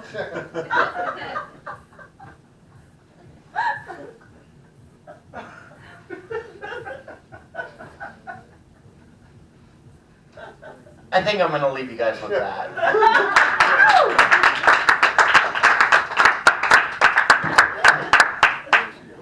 Jimmy Paxton, you guys. Yeah. Yeah, I'm going to take over hosting the final 3 comics. Yeah. No, that was good. It was very good. Thank you, Jamie's friends, for still being here and doing the thing. Did I only... There's 2 left. Has anyone been doing the theme? Has anyone been doing the theme? 4 left? That's okay. That's okay.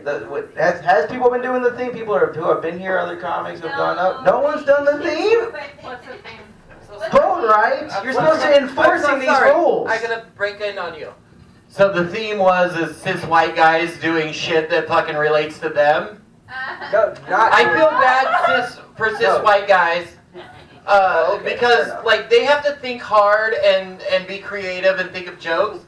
All I have to do is walk down the street and wait for other cis white guys to open their mouths. It's a rough life for cis white guys. Yes, true. Okay. Well, I mean, How would you know? I don't. Yeah, nerd guy. Yeah, I got sad boy stuff. I did. But I did have a story on the way here, Boatright, about my roommate. So my roommate was hooking up with a dude that she kicked out halfway through their thing. Oh, all right. Later, Jamie. Bye, Jamie's friends. Good night. This room was going great till you got here, Puente. Yes, you're like, way to put me up at the perfect time, Boatright. That's it. Now there's nobody left. I mean, are you gonna go up? I'm going up. I'm nobody. She's going up. She's going up. It's just comics now, so it doesn't matter. All right. Yeah, it officially does not matter.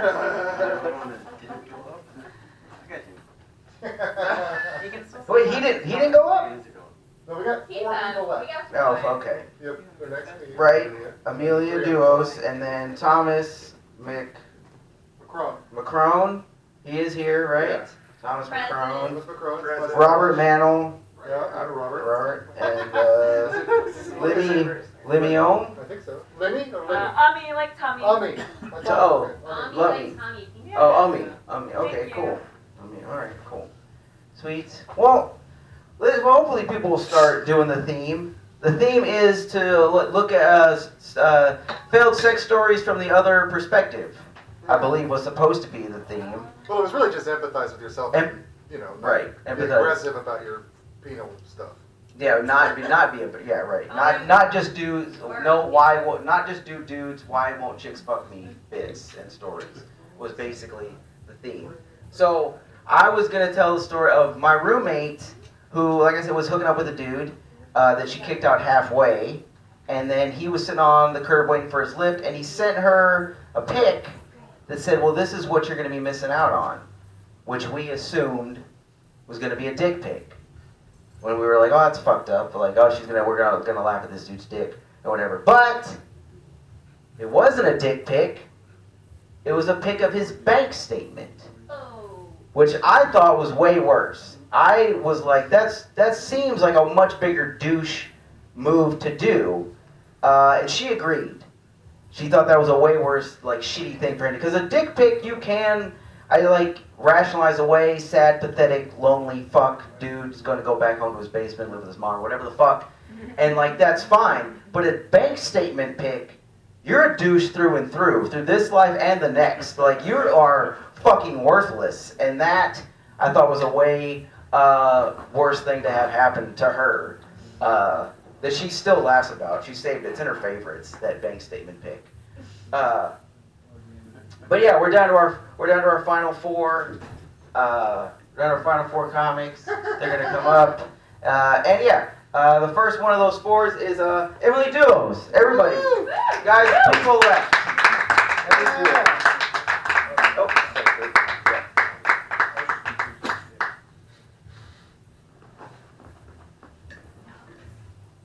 Alright.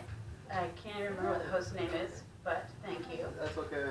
Oh no, I'm like, I actually fucking drove here instead of taking a fucking cab like I should have, and I ended up having to park like 6 blocks away, and I get out of the car, and there's like, I didn't know there was fireworks going off. I have PTSD from hearing a few car bombs going off and killing a few hundred people.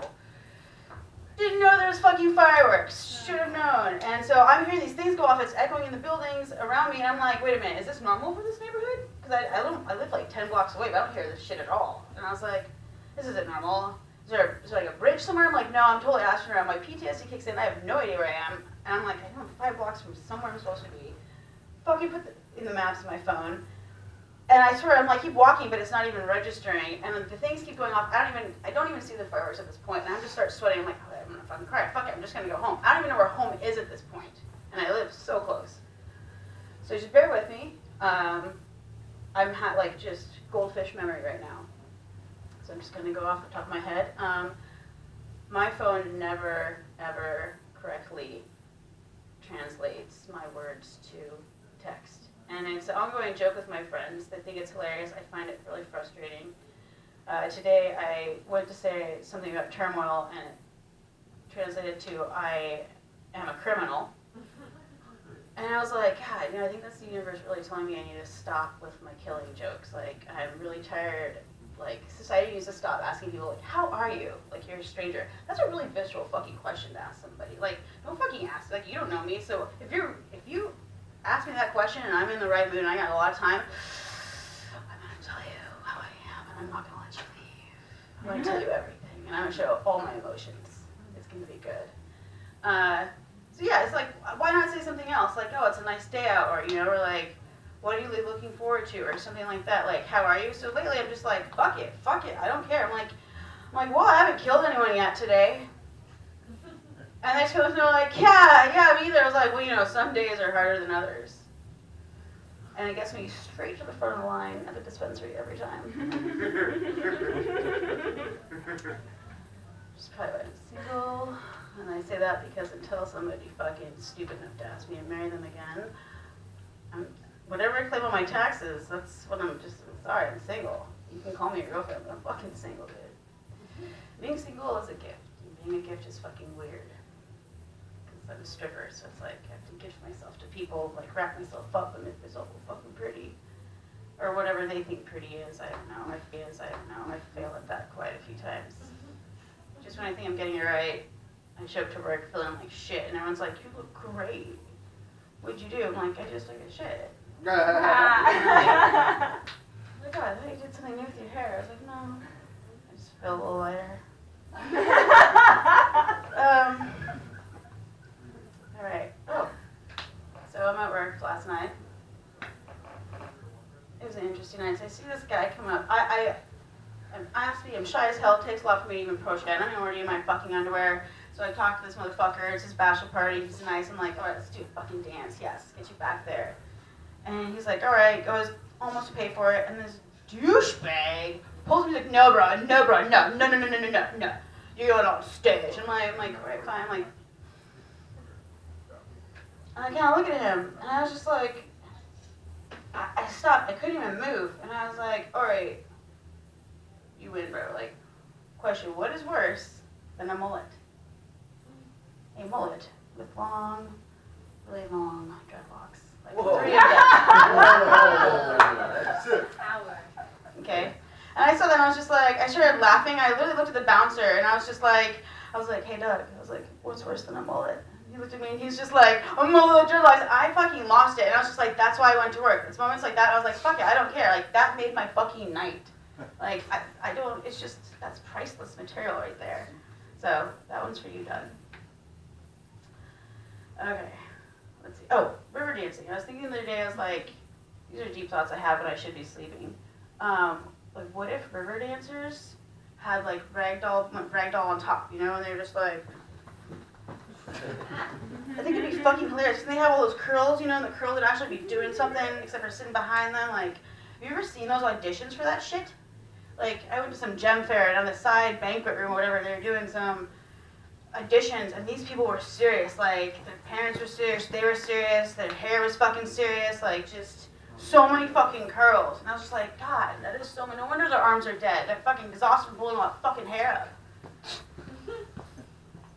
Alright, so apparently I heard that Alabama decided not to show an episode of Arthur because of they had a same-sex marriage on there.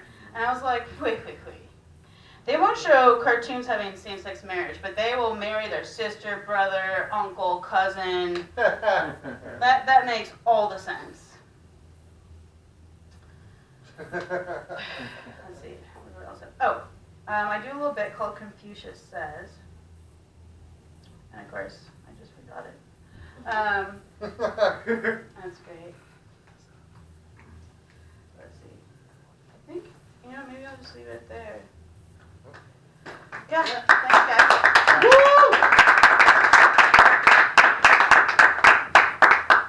Keep it going for Emily. That's the best kind of shitty stripper. It's the kind who just took his shit and then feels so light and gorgeous on that stage. I love that moment after you take like a really righteous shit. It is beautiful. Yes, thank you. Instead of, in sexual terms, the afterglow, it would be the aftergo.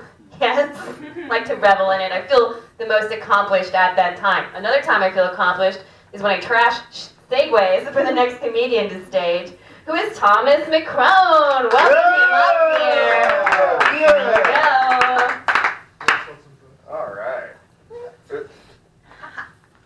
I love awkward handshakes. It's so much better than real good high time. Like, because I make rap music and some of my friends have crazy ass handshakes. I'm like, I look cool, but I'm not learning all that shit. I'm not fucking learning 15 different handshakes. It's like if you're in a club with a friend from Atlanta, he tries to teach you a dance to every song that comes on from Atlanta.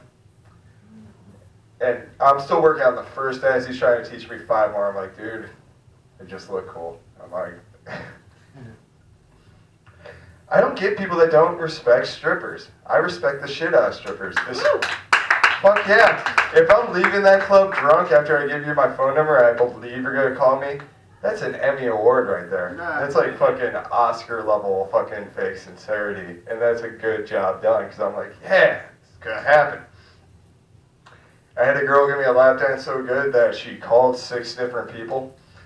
Like she twerked her way into my phone, pressed in the exact thing.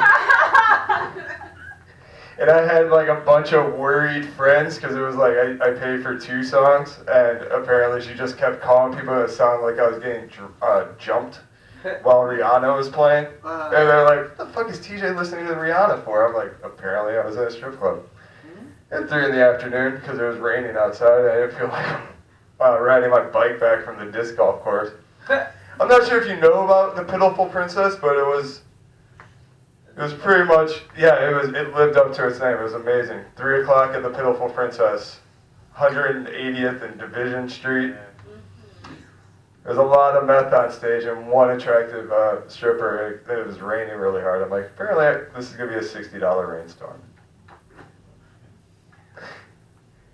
My favorite thing I've ever seen in a strip club, and this is not the best thing I've ever seen in a strip club, it's just my favorite. And it's 3 o'clock, at the Pirates Cove, because I only go to strip clubs at the worst moments. I am looking for humanity. I am looking for like a story to tell my grandchildren, but no woman will have sex with me, so I'll never have those. But I walk in, there's Pirate Cove. You walk in, it's like getting punched in the face by just how dark it is and shit. And you're just like, you're getting sucker punched. And for some reason, the first song of the day was Walking in Memphis. I'm not sure if you know that song. Walking in Memphis. La la la la la. Yeah.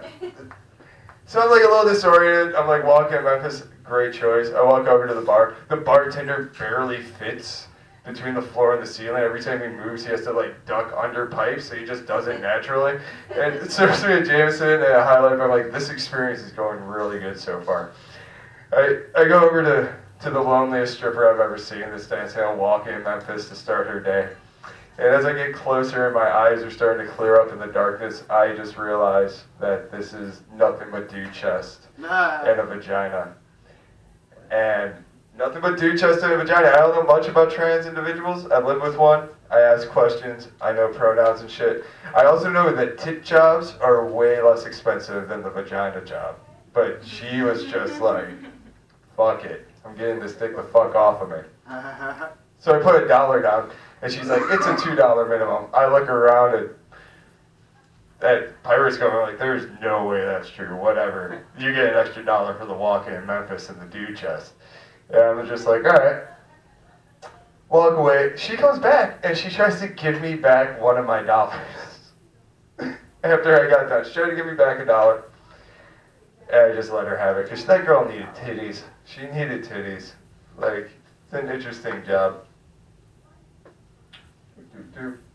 I had a baby the other day. That was, it was delicious, a medium rare baby. Had some duck fat on it. People get weird about this joke. Lamb is delicious. It's delicious. But it is a fucking baby. Like, people don't like complain about it like veal because we let them run around and shit, and they're cute as fuck. But it's a weird struggle, like, because if I was a shepherd, I'd probably just eat the cute ones. Like, it's like, that thing's too fucking cute. I need to get that fucking baby in my belly right now. And let the ugly ones grow up, because you don't want to fuck them anymore. You're really trying not to have any cute sheep around. It really fucks up Jesus' image, because he's our shepherd, and that's why your fucking cute-ass kid died of cancer. Jesus eats babies. I was trying that joke out, and a dude decided he was going to tell me, he's like, no. You eat the ugly ones that can't grow fur and stuff. So that's also why Jesus killed your kid, because they were ugly and couldn't produce wool. I deal with comedians, rappers, and hippies all the time, which means I have a master's degree in waiting on motherfuckers. It's like I had a recording studio event, and I like purposely told everyone it was 45 minutes later than when it was. And I was just sitting at a bar, and everyone's like, hey dude, we're all here, what's going on? I'm like, yeah, I did not expect this at all. I expected you 45 minutes late while I was paying for the minute. Like, I love marijuana. It's why I moved to Oregon. I really think that we like Mario Kart too much, because these little weed containers are like the fucking banana peels of our true generation. They're just like, you can fucking turn any corner you're trying to hurry, and then you're on your ass, and you're like, God damn it, fucking Mario. Marijuana Wario got you again. I met a cosplay dude that I thought was cool because he dressed like Wario. He had a good laugh. Solid mustache game. I respect those things. Tried to move in with me. I'm like, I can't, dude. I really don't want to see how far this character goes. I don't. I slipped out one banana peel in my actual life, and I'm just like, I felt like I was in a fucking cartoon because I hit my head so hard. I'm like, that doesn't happen. But banana peels are fucking slippery, just so you know. Thank you guys very much.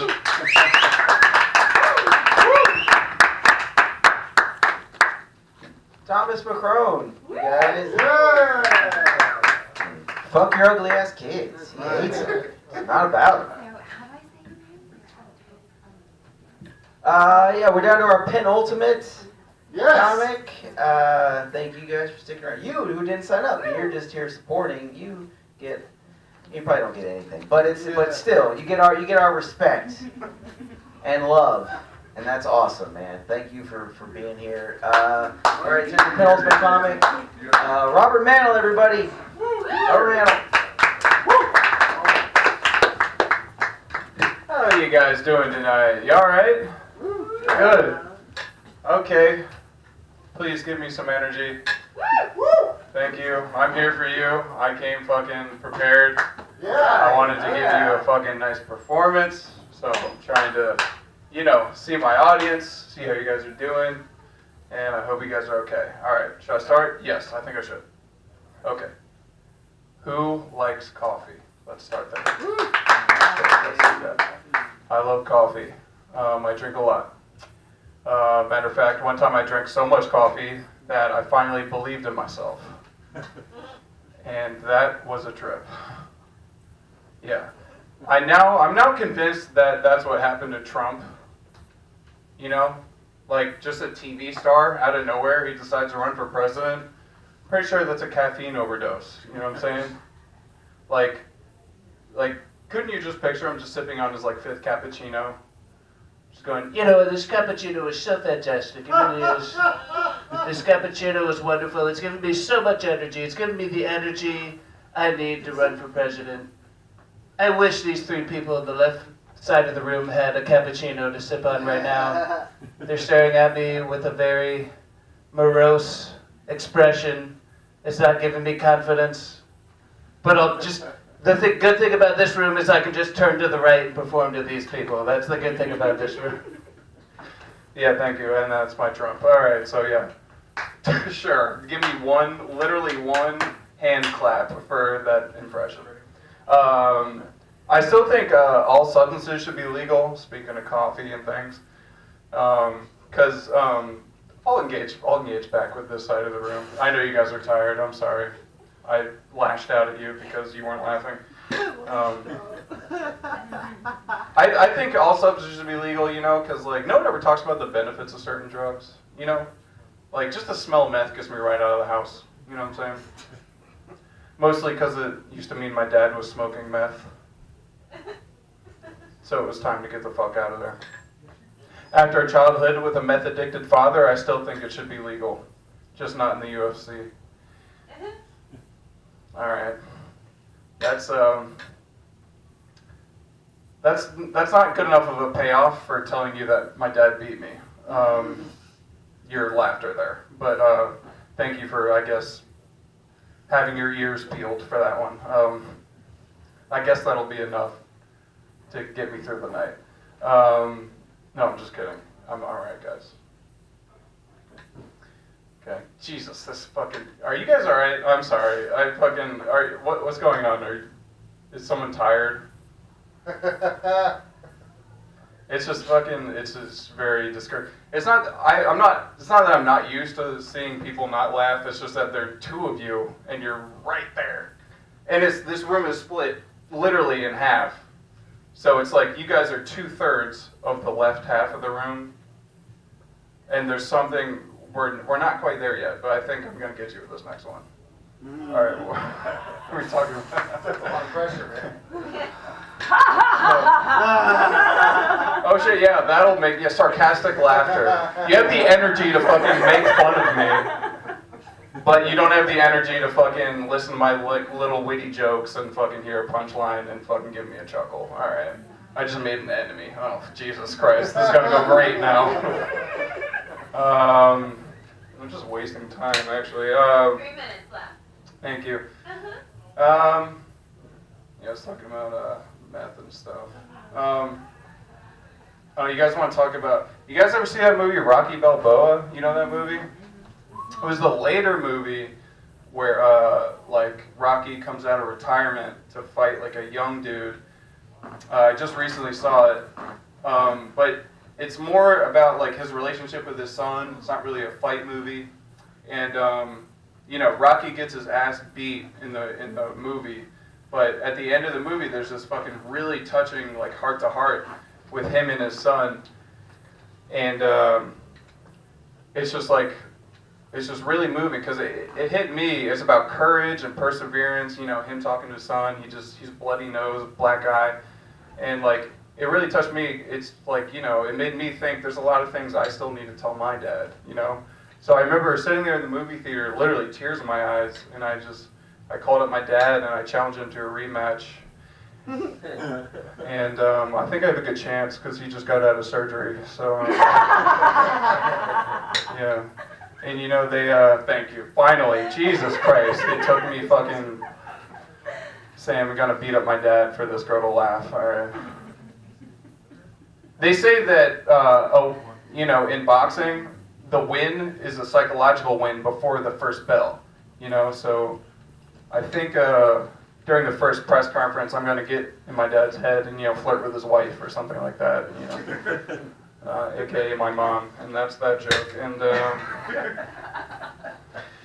Rocky, I heard they're gonna re-release Rocky 4 in 3D. Can you believe that? I think I'm gonna save my money and just take a swing at the next big Russian dude I see. Yeah, you would have to have seen the movie like that guy over there, and none of you over here apparently. I keep annotating on my lack of laughter. I don't think that's a good idea. It's just like bringing people's attention back to that I'm not feeling good about my set. That's probably not a good thing, right? I don't know. 49 seconds left. Let's fucking do this. Yeah. I don't know. I'll tell you guys this. If there's one thing I learned from owning a car, it's if you roll your window down and laugh at a bicycle cop, there's nothing you can do. If you're wondering how long until it takes them to cry, it's like 2 red lights. And yeah, I'll warn you guys though, stealing a bicycle cop's gun, you get 15 years minimum. But if you make it back to your car in time, you get a gun. So who wants to go shooting later? All right, I'll leave it there. Thank you.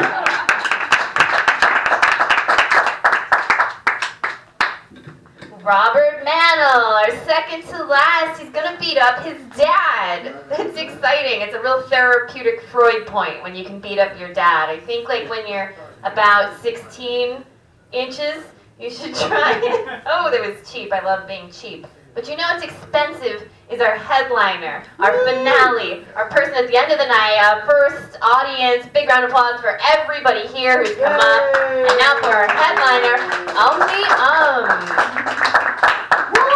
Thank you. If you guys know that comedian, could you let him know I was just upset he cut in front of me in line? And so, yeah, I kind of hold grudges. I'm that person. It's disgusting, I know.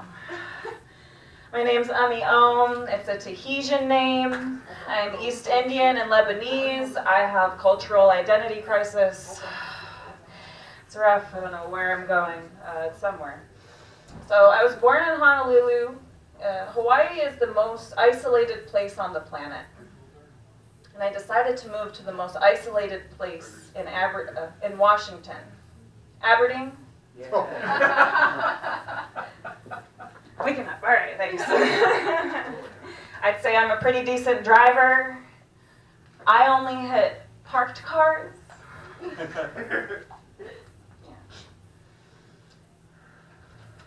I'm not gonna do that one, I can do dirty stuff here. Yeah. Went to the clean mic earlier, and that threw me off completely. I was like, I'm not funny without dick jokes. Me either. I was in college and I was part of this group called the Sparkle Squad. Within the Sparkle Squad, we had the Itty Bitty Titty Committee. Yes, I was on the A-team. The thing about having small breasts is there's one of 3 things that the new person in my life will do with them. The first one is the no hand touch. It's just stomach, neck, head, yeah. Then there's a 2-hand touch. It's just and 1 and 2 and 3 and 4 and 5 and 6. The most popular one is DJ Nipple. Pick up what? The 1, 2. Not into that. Talking about parents I don't know. When I would always read magazines about, because I didn't want to get a breast job. I felt like I'm bisexual. It's fine if I want titties. I can go play with something, right? It's fine. I had to think of other ways to kind of objectify myself, because that's what we do, right? Don't have red hair. So I would kind of call my hips my cleavage, you know, like if you push it together, it kind of creases like that. No hip fucking jobs though out there. I'm being silly. Oh, I'm being silly. I'm a liberal vegetarian. Means I drink milk. I think it's more for the bestiality portion of it, you know? Like, if the cow was right there, I'd just be on it. I'd be like, but not into fucking cows. Okay, how about my brother? Let's talk about my brother. So I grew up in an incestuous household, and as you can imagine, it took years in therapy to come out of that. But me and my brother are working through it. We're getting married next month, and you're all invited.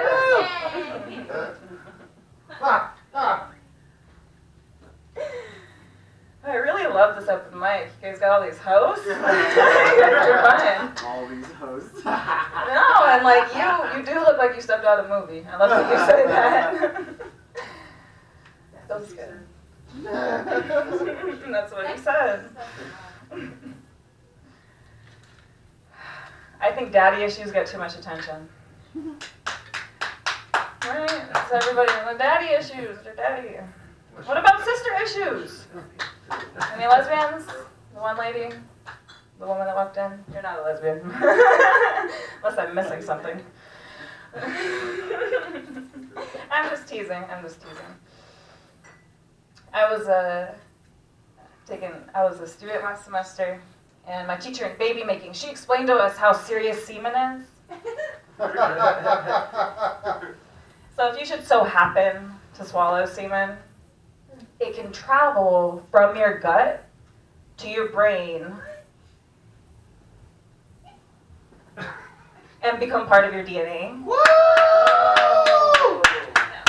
And you know that friend. You know her because you're like, you've just been so different since you started dating him. Yeah! That's my girl! So I've gotten really picky. That's serious. Two type of semen that I allow to become part of my DNA. There's musical semen, and there's accented semen. Cry. Wow. So if I'm on a date with a guy, I'm listening. And if he sounds like this and says, good day, how you doing, who you with, you want to come back to my place and have a drink? Bang, bang, if I want that Australian accent, eh? And then there was Jason from Louisiana. He was always trying to put spicy things in my mouth and take things out of my wallet.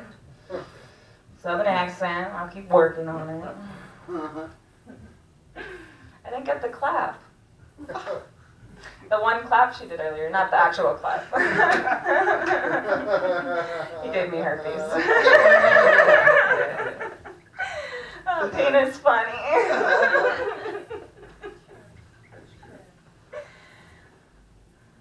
My sister, I introduced her to the Belching Beaver brand of beer. Anybody familiar with Belching Beaver? They got some sweet beers. They have a peanut butter milk stout that's off the chain. I told my sister about the company's name, Belching Beaver, and she said, why don't they just call it Queefs? I'm Mommy Elm. I'll finish with that. Thank you. And I guess the non-alcoholic version will be called O'Queefs, you guys. Oh my goodness, that was excellent. Thank you, Omi. You guys, what am I going to leave you with as a host? Obviously, my thanks once again for coming out to the HotBox. Here we are every Friday night until the people who run this restaurant realize we're doing this back here. I honestly, I do not know. I've had literally no conversations with anybody over here. Just come back, and they're just like, I think they're probably like, meh, whatever. He's not selling crack back there. I mean, that's fine. Or if he is, he's quiet about it. Either way, good neighbor, happy neighbor. You can look for the edited video online. YouTube channel, we're trying to get a real name. So, you know, if you have a lot of sock puppet accounts for your weird posting habits and death threats for politicians, use those to subscribe to HotBox. Actually, they're right in our demographic anyways. And I'll just leave you guys with this. I had a conversation while I was waiting for the bus today with my neighborhood kids that completely revolved around the fact that they were shocked that I was outside. They genuinely think I'm on house arrest. But I level 100 Fortnite last season, so fuck everybody else. You guys have a good night.